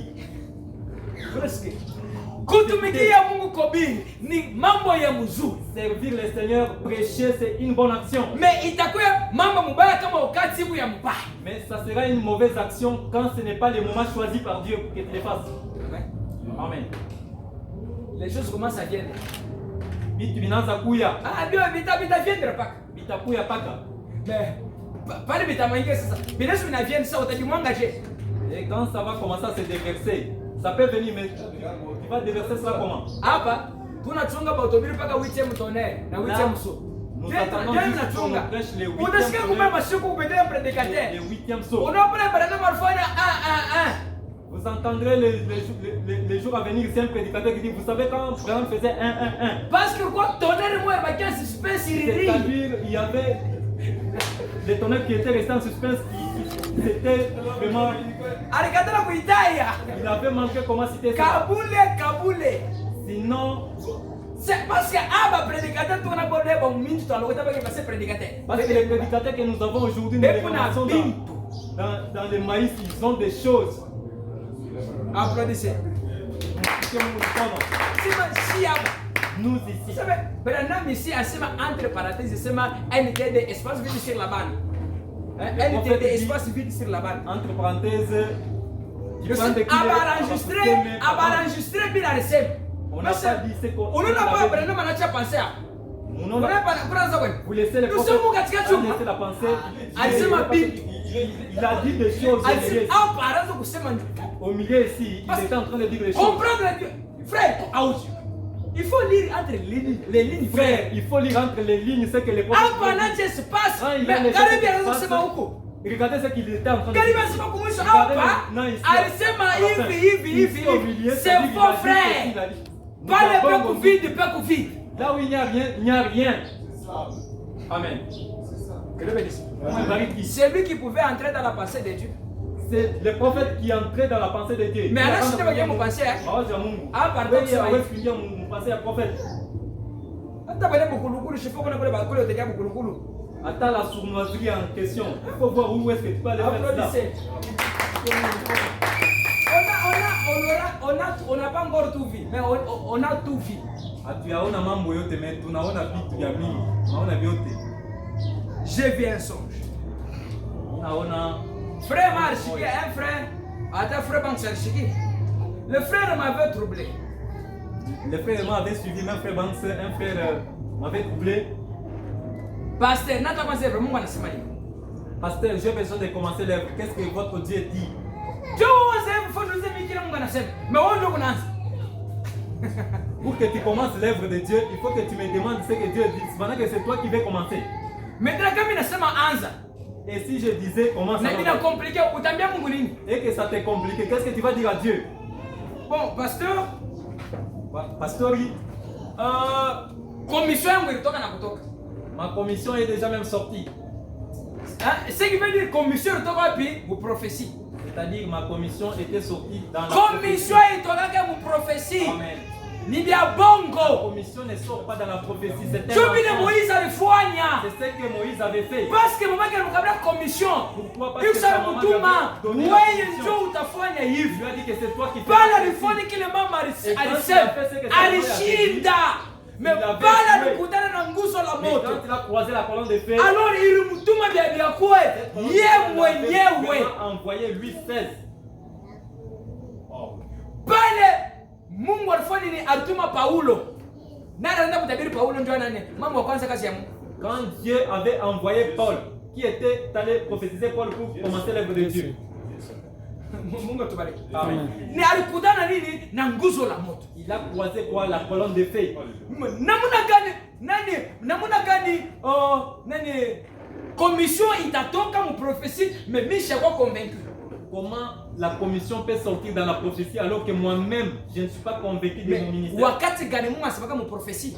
Depuis quand Dieu parle dans la prophétie? Quand est-ce que Dieu parle dans la prophétie? Ni wakati ile Mungu anakusemezea personnellement. C'est quand Dieu t'a parlé d'abord personnellement. On a ignoré. Tu as ignoré cela. On a fait semblant. Tu as fait semblant. Dieu wakati ile sasa. C'est après cela. Atashuka sasa. Il va maintenant descendre dans la prophétie. Wewe mtoto ya mtu wewe. Il te dit toi fils de l'homme. Mimi nasema fali ni aushiki. J'ai dit tu ne peux pas écouter. Ubiri. J'ai dit va prêcher. Ou bien wewe mtoto ya mtu wewe. Toi fils de l'homme. Saa ya kwanza ever inesha kuenea. Il est temps kama wanze takupika hivi. Il commence pas, je vais te punir. Avant sema vile. Avant tu n'es pas. Wewe mbele ndani mwako au sitakuwa na kimya. Toi-même à l'intérieur de toi, Dieu atasema mbele na wewe. Dieu parlera avec toi. Na mu commission. Et dans la commission. Pour conversation ya wewe na Mungu mtafanya nini? Mnasungumuza. Il y a une conversation, un dialogue entre Mungu toi et vile Dieu. mtaendelea na Mungu. Il y a ce que vous allez vous Kusema parler pale avec Dieu. mambo yatakuwa ya nguvu, De telle manière que quand tu auras des utakumbusha Mungu difficultés, bila tu kukwambia. vas rappeler à Dieu ce qu'il t'avait dit. Na leo kwa bantu bengine bale beko na ma illusion mkichwa banaweza sema c'est Dieu qui a parlé. Aujourd'hui, il y a certaines personnes qui ont des pensées dans leur tête, qui s'imaginent que c'est Dieu qui a parlé. Siku sanduku hapa kama napenda sere fulani wako. Par exemple, un frère ici, s'il aime telle sœur, c'est marié Ile avec elle. mapendo sio kuyala murosa. Comme cet amour-là est déjà vraiment au-dedans de lui, Anawazaka ule sere sana. il pense souvent à cette sœur, Hata kama shaborde et sere. même s'il n'a pas encore abordé la Anaomba sœur, Mungu kunisha dipi. il commence à prier Dieu. Ataanza kuloda ule sere Il ule. va commencer à rêver seulement cette Aina sœur-là. sema Mungu anasema. Ce n'est pas pour dire que Dieu a Fike parlé, mawazo yake yote kwa ule mais dada. comme toutes ses pensées sont toujours focalisées sur cette sœur-là. Ndio unaanza kuloda. C'est à ce moment-là qu'il va commencer à rêver toujours cette sœur-là. Ukana Mungu Cependant que c'est pas Dieu, ni wewe mwenyewe unasemezea. c'est toi-même qui te parles toi-même. Aba ba pastor bot. Tous les pasteurs que vous voyez, Bahubiri bot. tous les prédicateurs que vous voyez, Batamesema Mungu alitutuma. ils vous diront c'est Dieu qui nous a envoyés. Suite ikuje ya bale bantu. Mais quelle est leur suite de ces gens-là? Mais le Saint-Esprit de Dieu est là.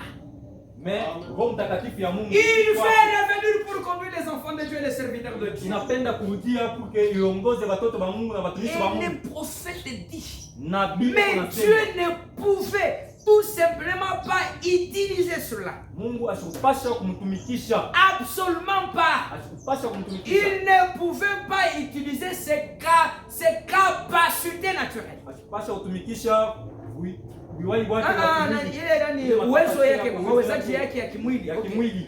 Et nous ne pouvons pas. Na tena hatuwezi, Ce n'est pas que nous ne puissions pas. haina kusema hatuwezi.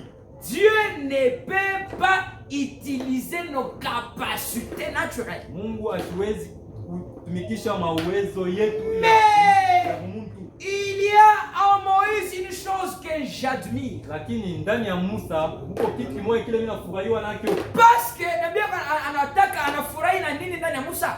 Les prophètes se réjouissent de quoi? Pale Musa alishinda, Là où Moïse avait échoué, alitambua kushinda il kwa. avait reconnu que j'ai échoué. Na alikimbia alijacha Mungu amuongoze na pale wakati afanye nini? Itene. Et il avait fui, il est allé se cacher attendant que le temps de Dieu s'accomplisse.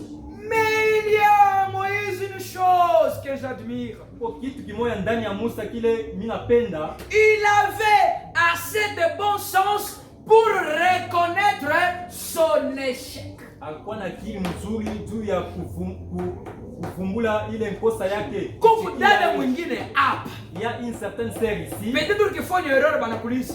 Parfois, tu as commis une erreur et on t'a demandé, Dada pesa ulishimanga dada fulani.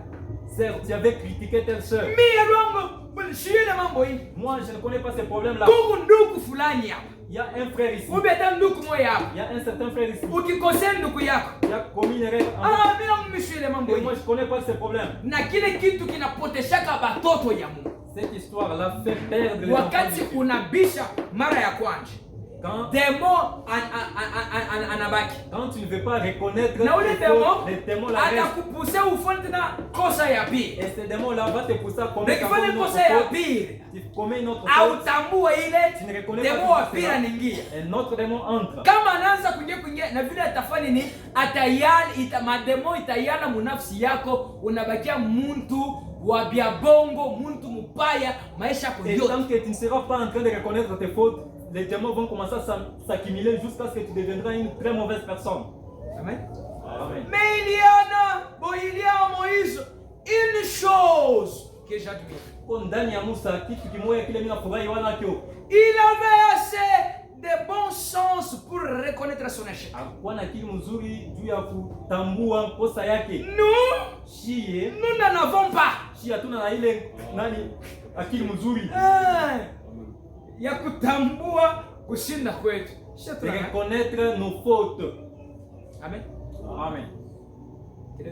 Mungu anibariki. Et puis, Anasema nous n'en avons pas. shie hatuna na ile akili C'est mzuri. tout.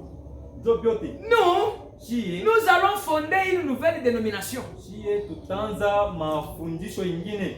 Kama mtu anashinda ya Mungu, Si quelqu'un a échoué les affaires de Dieu, anena na mambo lao. il va chercher les fétiches. Kama unabishinda shule kana chini. Mais si tu as échoué, va juste te reposer. Shinove. C'est ça, oui. Comment je te dis à Dieu? Ça veut dire que mon Mungu. Ya kusema mishi sema c'est comme ça. Asema ata mundoto. Je ne dis pas que c'est ça la vérité. Mundoto, mimi nasema nashinda vya Mungu. Mundoto hii. Par exemple, même au songe, je vois seulement que j'ai. Ba kama na mundoto mule, mimi sanza kama tena vya Mungu. À partir seulement de ces songes-là, je ne peux pas encore commencer. Sinon, je vais douter que c'est pas toi. Si c'est toi qui m'envoies. Ceux qui échouent, hein, ce sont ceux qui commencent sans toi. Toujours dans ces songes-là, je vais dire Dieu merci. Maintenant, là, tu m'as enlevé cette charge. Quand vous avez un point, il faut faire descendre cela. Si c'est les champs, j'entre il y a d'autres courages des démons.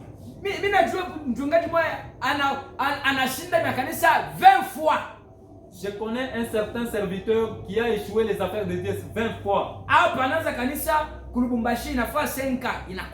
Il commence une église à Lubumbashi, ça fait 5 ans. Il quitte là-bas, il va dans un autre quartier après 5 ans. C'est parmi les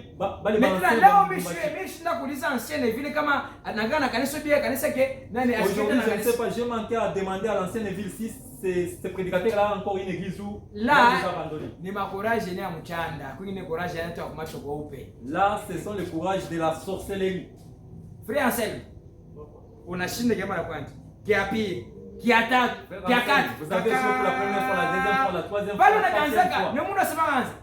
Et quand il recommence là, c'est Dieu qui te dit de recommencer. Et c'est Dieu là, moi je vais l'aider. C'est-à-dire que c'est Dieu là t'envoie seulement toi pour échouer. Il y a certaines personnes qui sont si tu es un véritable enfant de Dieu, Dieu sait que il sait que les affaires de Dieu vont te détruire. Il va te faire échouer jusqu'à ce que tu vas abandonner.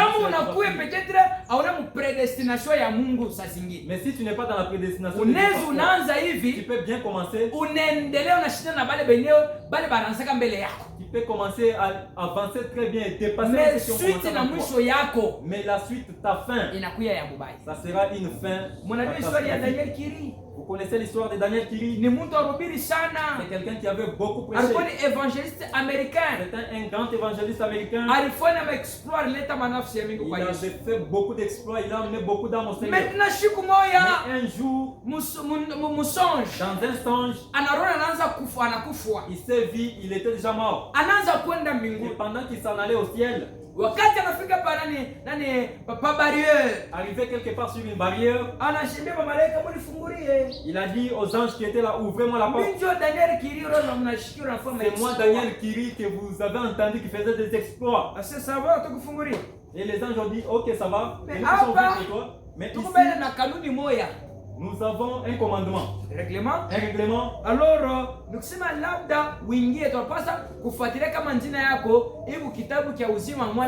avant que tu entres ici, nous devons d'abord regarder si ton nom est dans les livres de vie de l'agneau.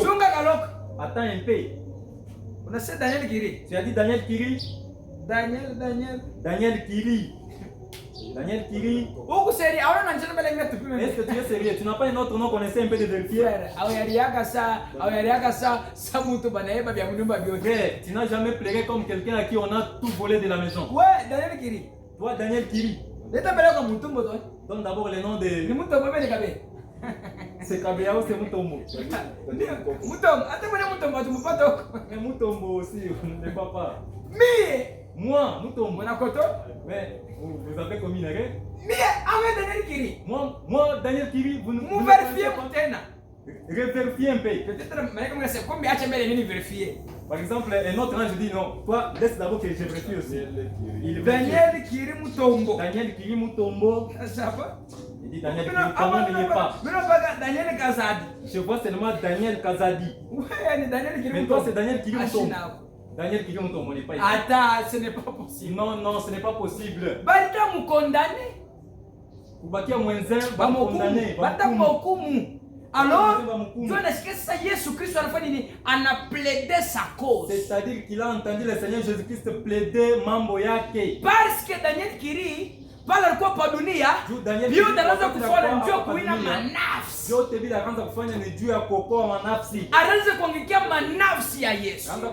Est-ce que si bien vitu tuko nafanya? Est-ce que c'est que nous faisons? Tunaangalia kama nafsi. Est-ce que nous le faisons pour tunaangalia kama ufalme wa Mungu ende mbele? Est-ce que nous le faisons pour que tunaangalia kama intérêt yetu? Nous voyons nos intérêts. Tunaangalia kama kafumu yetu. Nous voyons notre gloire. Mungu atubariki sana. Que Dieu nous bénisse. Dieu une voix inasema.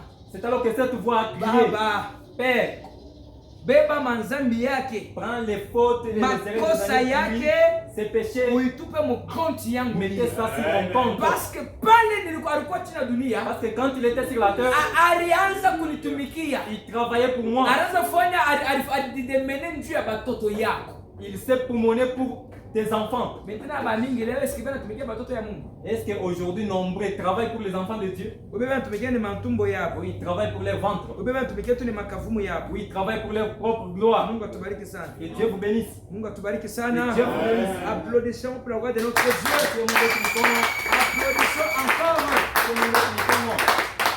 Dans la maison de notre Dieu, tout s'écrie gloire.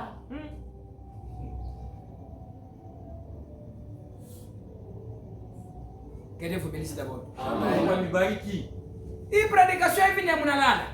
Est-ce que ce genre de prédication, vous pouvez vous endormir? Ou bien, moi, ça, on a déjà ma vision. Ou vous commencez à avoir des visions. Dans la maison de notre Dieu, tout s'écrie gloire. Dans la maison de l'Éternel, tout s'écrie gloire. Dans la maison du Dieu Tout-Puissant, tout s'écrie gloire. Applaudissons pour notre Dieu. Tubariki sana. Bénisse. Parce que tunapaswa kuangalia manafsi. Nous devons nous inquiéter pour les âmes. Na ule anakwenda kusoma histoire ya Daniel Kiri, mwende paka mu église sa condition, mnabamba l'histoire de Daniel Kiri, allez-y. Paragraphe 116. Paragraphe 116. 116 mnafika ti na ku paragraphe 120 125. 116, vous allez descendre jusqu'au paragraphe 125. Lecture kwa mrefu ndio pana shipenda kusoma. La lecture est tellement longue. Mnaanza paragraphe 116 mpaka paragraphe 125. Commencez au paragraphe 116 jusqu'au paragraphe 125. Je mutapata histoire ya Daniel Kiri. C'est là que vous allez trouver l'histoire de Daniel Kiri. Na nabii kunasema, le prophète dit, kuko kitu kimoja kile mimi nafurahia, nafurahikia Musa. Il y a quelque chose qui me réjouit dans Moïse. Il avait assez de bon sens pour reconnaître son échec. Nous n'en avons pas. C'est tout. Nous voulons fonder une nouvelle dénomination. Nous allons prendre quelqu'un d'autre qui a un don de guérison ou quelque chose comme ça. Les pentecôtistes, vous voyez? Nous n'en avons pas assez pour nous rendre compte que nous avons échoué. L'église pentecôtiste, les assemblées de Dieu, l'église unie et les autres semblent ne pas avoir cette faculté par laquelle elles peuvent reconnaître qu'elles ont échoué. Alléluia. Alléluia. Oh, je souhaiterais avoir les moyens de faire pénétrer cela. Elles ont échoué. Les églises organisées ont échoué. Comme les États-Unis ont échoué. Ils tremblent. Ils ont peur.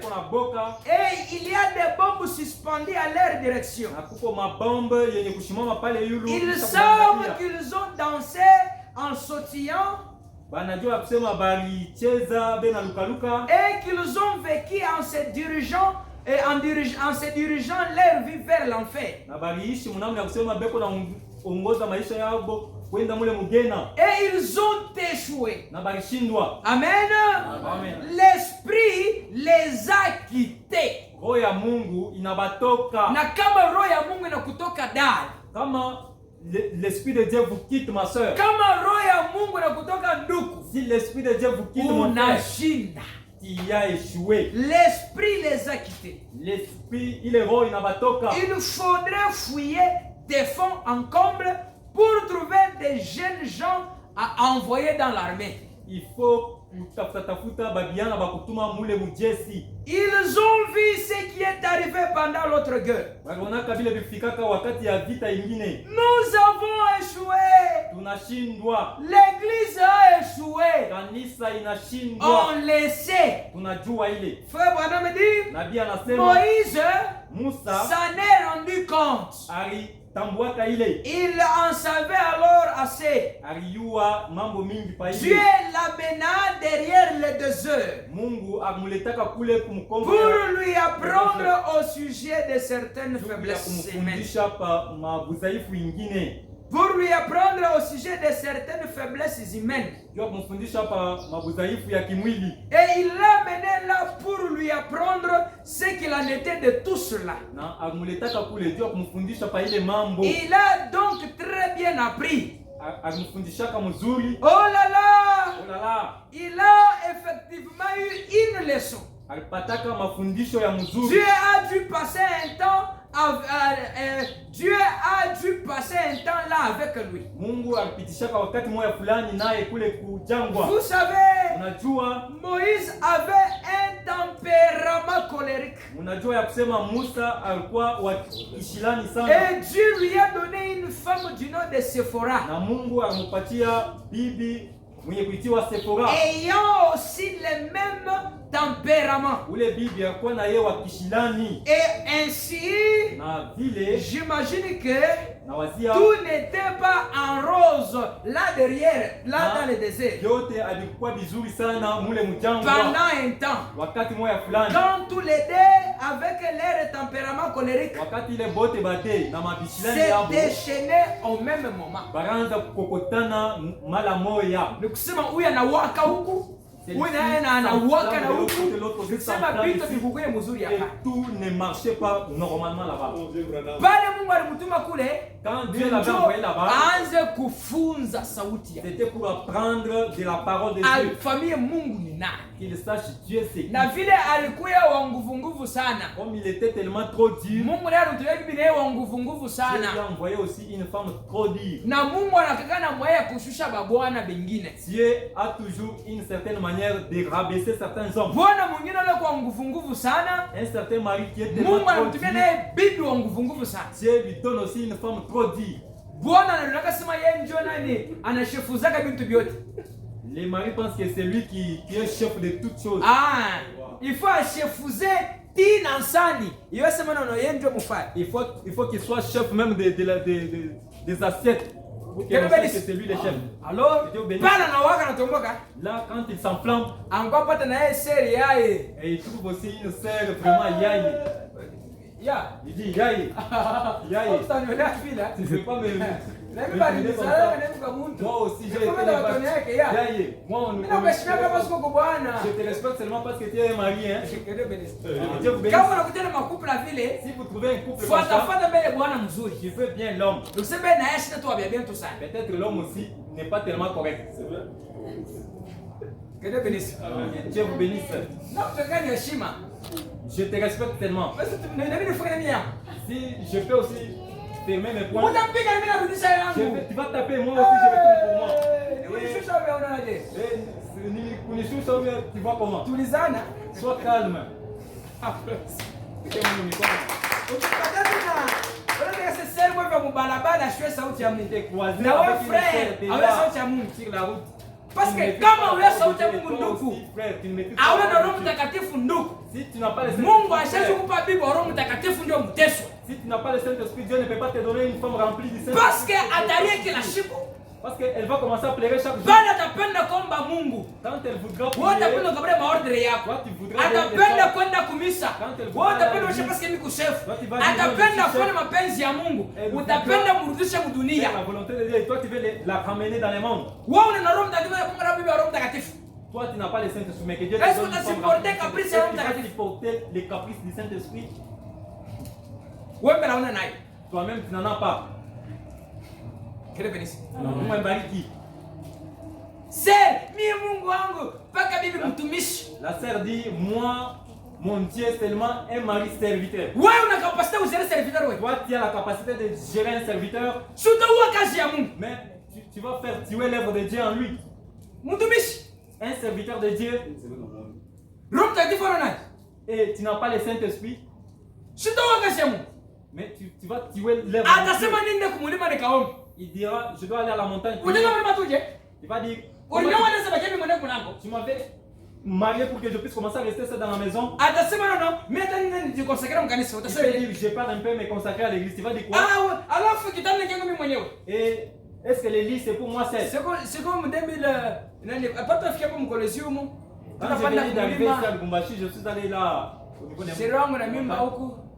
Et ma femme était enceinte de là. Ah.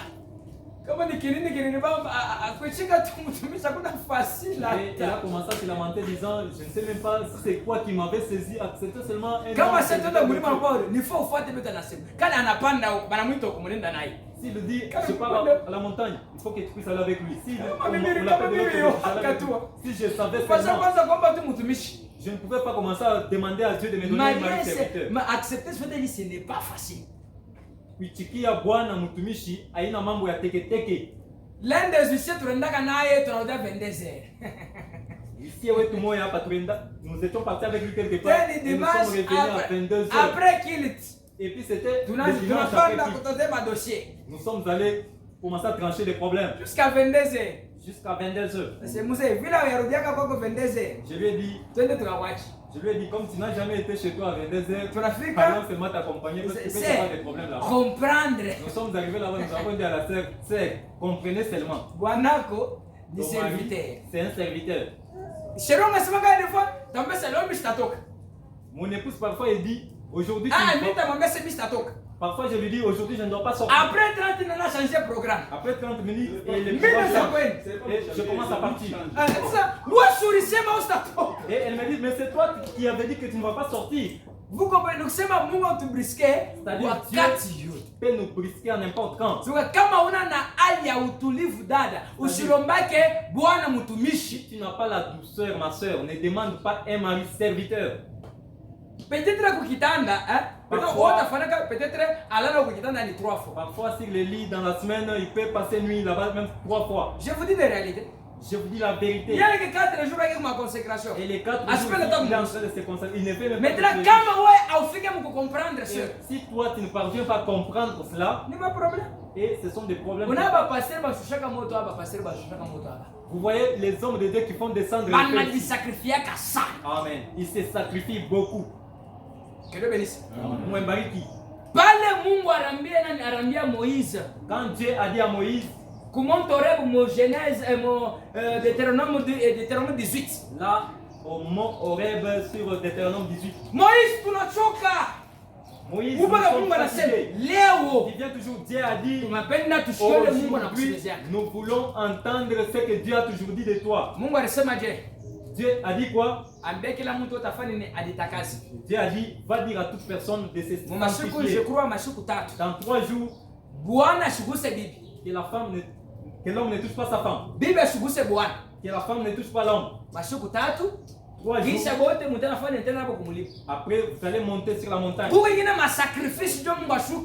Ça ne vous permet pas de faire du n'importe quoi. Pour que Dieu descende. Maintenant, quand vous bébé à Mutumishi, la femme d'un serviteur, vous pensez que le ministère c'est juste un nom. Mais voilà, le prédicateur. Moi, mon mari, c'est un serviteur de Dieu. Il prêche. Et quand il va commencer à chercher l'onction pour avoir ce qu'il prêche, toi aussi, toujours la montagne. Un jour, mais toi, à la maison, tu ne restes pas à la maison. On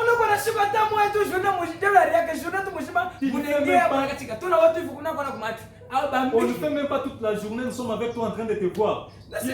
Tu es tantôt là-bas. Elle dit, mais la nuit c'est le temps de dormir. Je dis, mais je suis là, regarde-moi alors le visage. Applaudissons.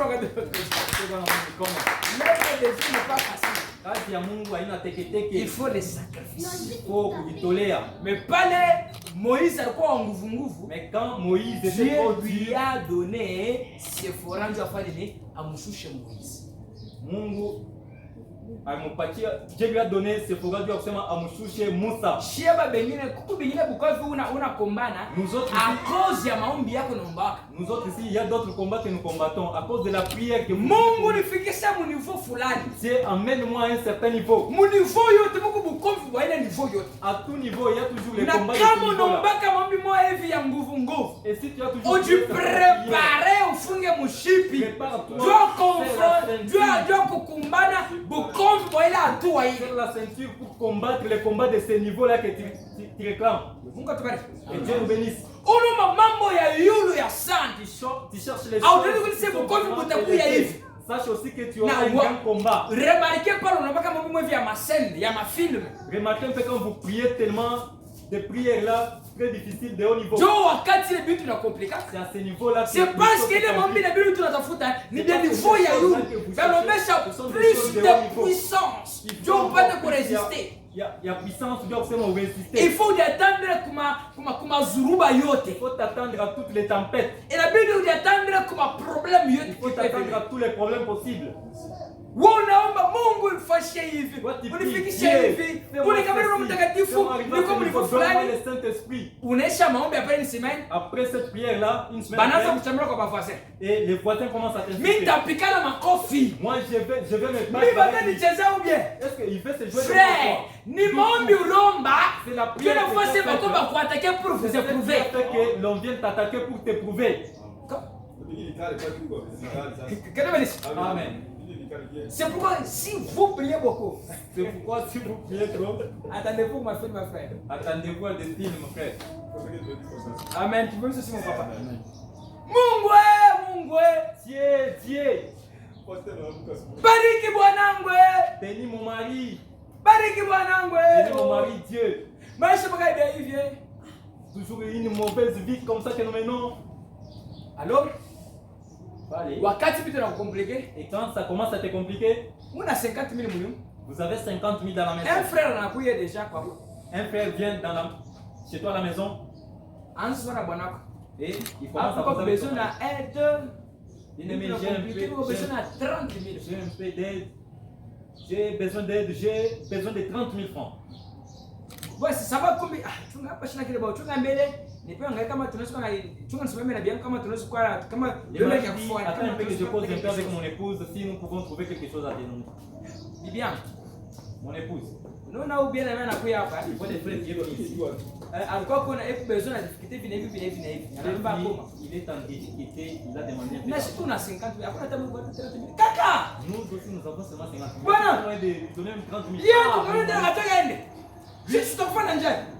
On lui donne et nous nous allons et nous allons bon frère, tous les frères qui doivent demander sont terminés seulement. Mais on a oublié la prière que ton mari a demandé que Dieu derrière chaque bénédiction il y a une preuve. Derrière chaque prière il y a une preuve. Attendez-vous à tout ce qui viendra. Dieu vous bénisse. Applaudissez pour votre Nanabe alikondane na kustaki makanisa njo vile bare anéantir puissance ya Mungu. Et les prophètes avaient condamné le fait de citer les églises, c'est ce qui a diminué la puissance de Dieu. Parce que les prophètes disent, si nous parlons de l'église, tout ce que nous appelons église, ce n'est pas l'église. Parce que l'église, c'est l'église spirituelle. Quand nous parlons de l'église doit être spirituelle. Là, les gens verront la main de Dieu. Je vais lire dans Compte à rebours. Compte à rebours, il faut prêcher le 9 septembre 62. Mitabeba, paragraphe 64. Et, non, Mitabeba, paragraphe 64. Kipande cha kwanza. 64. Okay. Nabii kunasema hivi. Le prophète dit ceci. Maintenant, à mesure que nous avancerons, sasa hivi pale tutaanza kuendelea, je veux que vous vous souveniez de ceci. Napenda mkumbuke hii mambo. C'est que l'église, yakusema kanisa, ce qu'on appelle église, yenye kuitiwa kanisa, kile tu kunaita, ce qu'on appelle l'église, kile tu kunaita kanisa n'est pas l'église. Haina kanisa. L'église c'est l'église spirituelle. Kanisa ni ile ya roho. Que Dieu bénisse. Si vous êtes appelé une fille bien-aimée de Dieu, kama uko mwenye kuitiwa mtoto mpendo wa Mungu, unapaswa kuya mtu wa kiroho. Unapaswa kuwa, tu dois être quelqu'un de spirituel. Kama unaitwa mwana mpendwa wa Mungu, si tu es appelé un fils de Dieu bien-aimé, unapaswa kuya wa kiroho. Tu dois être spirituel. Parce que hivi mnakuya pale. Parce que comme vous êtes là, le prophète dit, le diable, il combat l'église. Et ce n'est pas n'importe quelle église. C'est cette église que nous venons de lire, l'église spirituelle. Et si vous êtes quelqu'un de spirituel, vous êtes quelqu'un de principe de la parole de Dieu, quelqu'un de logique de la parole de Dieu, le diable est à votre croupe. Si vous aimez la droiture des choses, le diable c'est la raison pour laquelle vous devez savoir que lorsque vous marchez, le diable Satan est derrière vous. Mais sans le Saint-Esprit, qui peut vous protéger? Sans le Saint-Esprit, qui peut faire en ce que vous puissiez triompher? Si vous n'avez pas le Saint-Esprit, lorsque le diable Satan, comme Goliath, se levait pour lancer le défi en Israël, si le Saint-Esprit n'est pas là, qui peut relever ce défi? Parce que le diable Satan, il est en train de parler. Vous n'allez pas prospérer. Tout ce que vous faites, ça ne va pas évoluer. Vous ne serez pas en bonne santé. Vous ne vivrez pas en paix dans vos mariages. Les choses ne vont pas s'améliorer. Ce sont des défis que le diable est en train de lancer. Mais qui peut relever ces défis-là? C'est seulement le Saint-Esprit de Dieu. Si il est dans votre cœur, il va vous montrer où piétiner. S'il est dans votre cœur, il va vous apprendre des choses. Il va vous dire quoi parler et quoi ne pas parler. Si réellement le Saint-Esprit de Dieu est en vous, c'est une sécurité absolue. Kingo.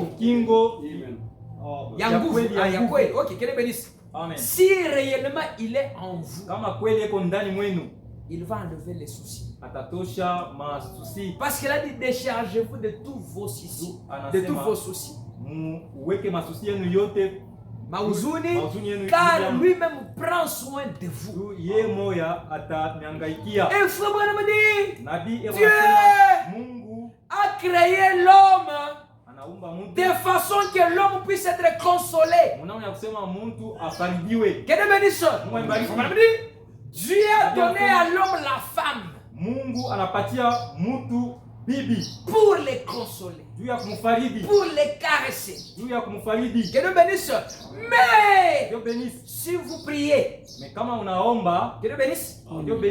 Si vous priez et que des choses ne marchent pas, et que vous commencez à pleurer, comme votre femme, c'est une consolatrice que Dieu vous a donné, elle peut être là, vous essuyant les larmes qui coulent le visage. Que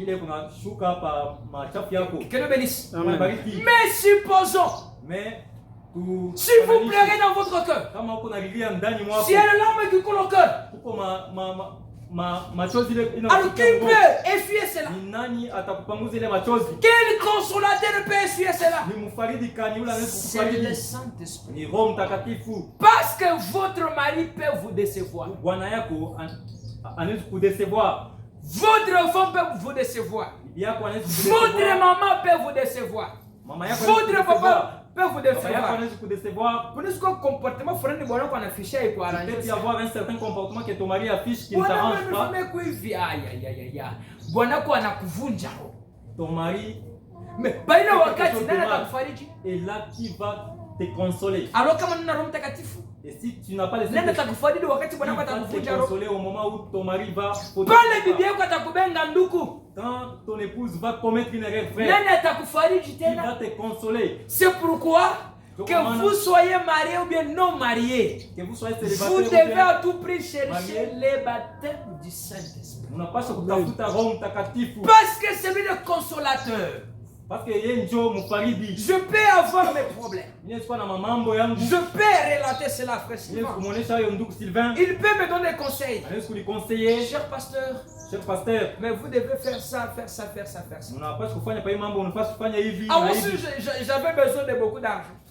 Par exemple, Il kama peut mko me dire, besoin bon, ya le mafuta temps mingi, viendra, Dieu va toujours vous donner cela. wakati Bon, itakuwa yako c'est Mungu peut-être c'est atakupatia le moment et mafuta autres. ili wakati na yo. Mais c'est lui qui peut Mais ule anawezi terminer le pleur au cœur. kuisha C'est ile Dieu. kilonda kuro ni Mungu yeye moya. Que Dieu bénisse. Mungu abariki. Je peux amener mes problèmes à Frère Patrick. Naweza kuletea mambo yangu ndugu Patrick. Mes problèmes peuvent être difficiles. Mambo yangu inaweza kuwa ya nguvu. Frère Patrick peut pleurer. Ndugu Patrick anaweza kulia. Aïe aïe aïe.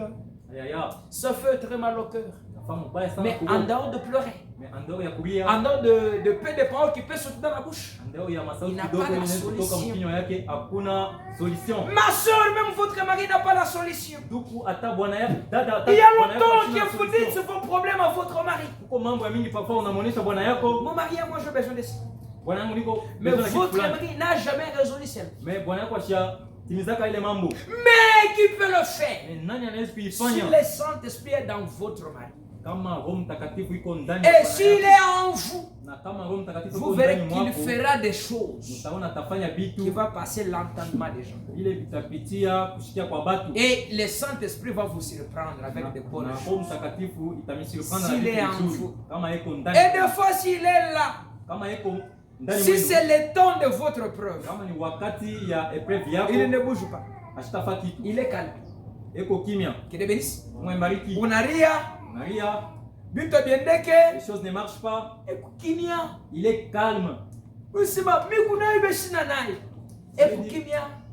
Jamais Mais je anakana n'en ai sema pas. mwile mambo Il est ile calme. au sitakufua. Il dit, il connaît bien que dans ces problèmes-là, tu ne mourras pas. Mpaka pala Il atakusaidia. est toujours là, il va t'aider. C'est la raison pour laquelle, chers enfants de Dieu, Pourquoi batoto ba Mungu? vous devez faire confiance au Saint-Esprit. Unapaswa kufanyia Roho Mtakatifu confiance. Vous devez chercher beaucoup plus le Saint-Esprit au lieu de chercher l'argent.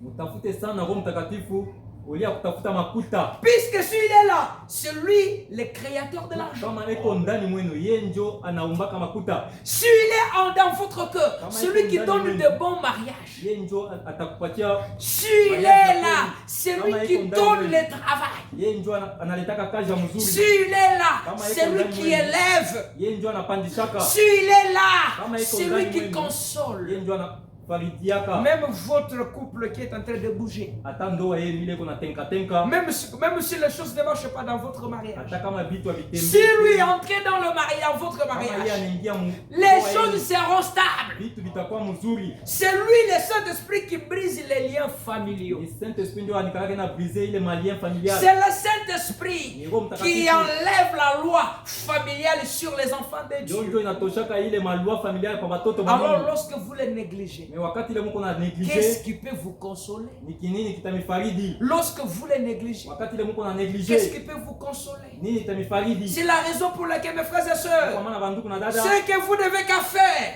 kile mnapaswa c'est de kufanya pouvoir chercher le Saint-Esprit. ni kutafuta Roho La Mtakatifu. douce colombe est là. Ile njiwa mkoe kwako, Mais vous ne voulez pas qu'il entre. amupendi ingie ndani mwenu. Amen. Il est là. E kwako, Mais vous ne voulez pas qu'il vous conduise. amupendi amiongoze. Il est là. E kwako, Vous ne voulez pas qu'il fasse partie de vous. Parce que vous ne voulez pas changer. Vous ne voulez pas le laisser entrer. Vous ne voulez pas revenir à la parole. Vous ne voulez pas dépendre de lui. Vous ne voulez pas que lui vous conduise. Mais s'il a entré en vous, il va changer votre vie. Parce que Jésus a dit, qu'est-ce qui aiderait à un homme de gagner tout le monde et ensuite perdre son âme? Mais comment est-ce qu'on peut gagner l'âme? C'est si vous donnez cette âme-là, vous donnez à Christ. Et lorsque Christ devient votre conducteur, lorsque Christ devient le chef de votre vie, c'est alors que lui prendra le contrôle de toutes choses. C'est alors qu'il vous donnera tout ce dont vous avez besoin. Et cherchez à tout prix le Saint-Esprit. Pour ce matin, que Dieu vous bénisse.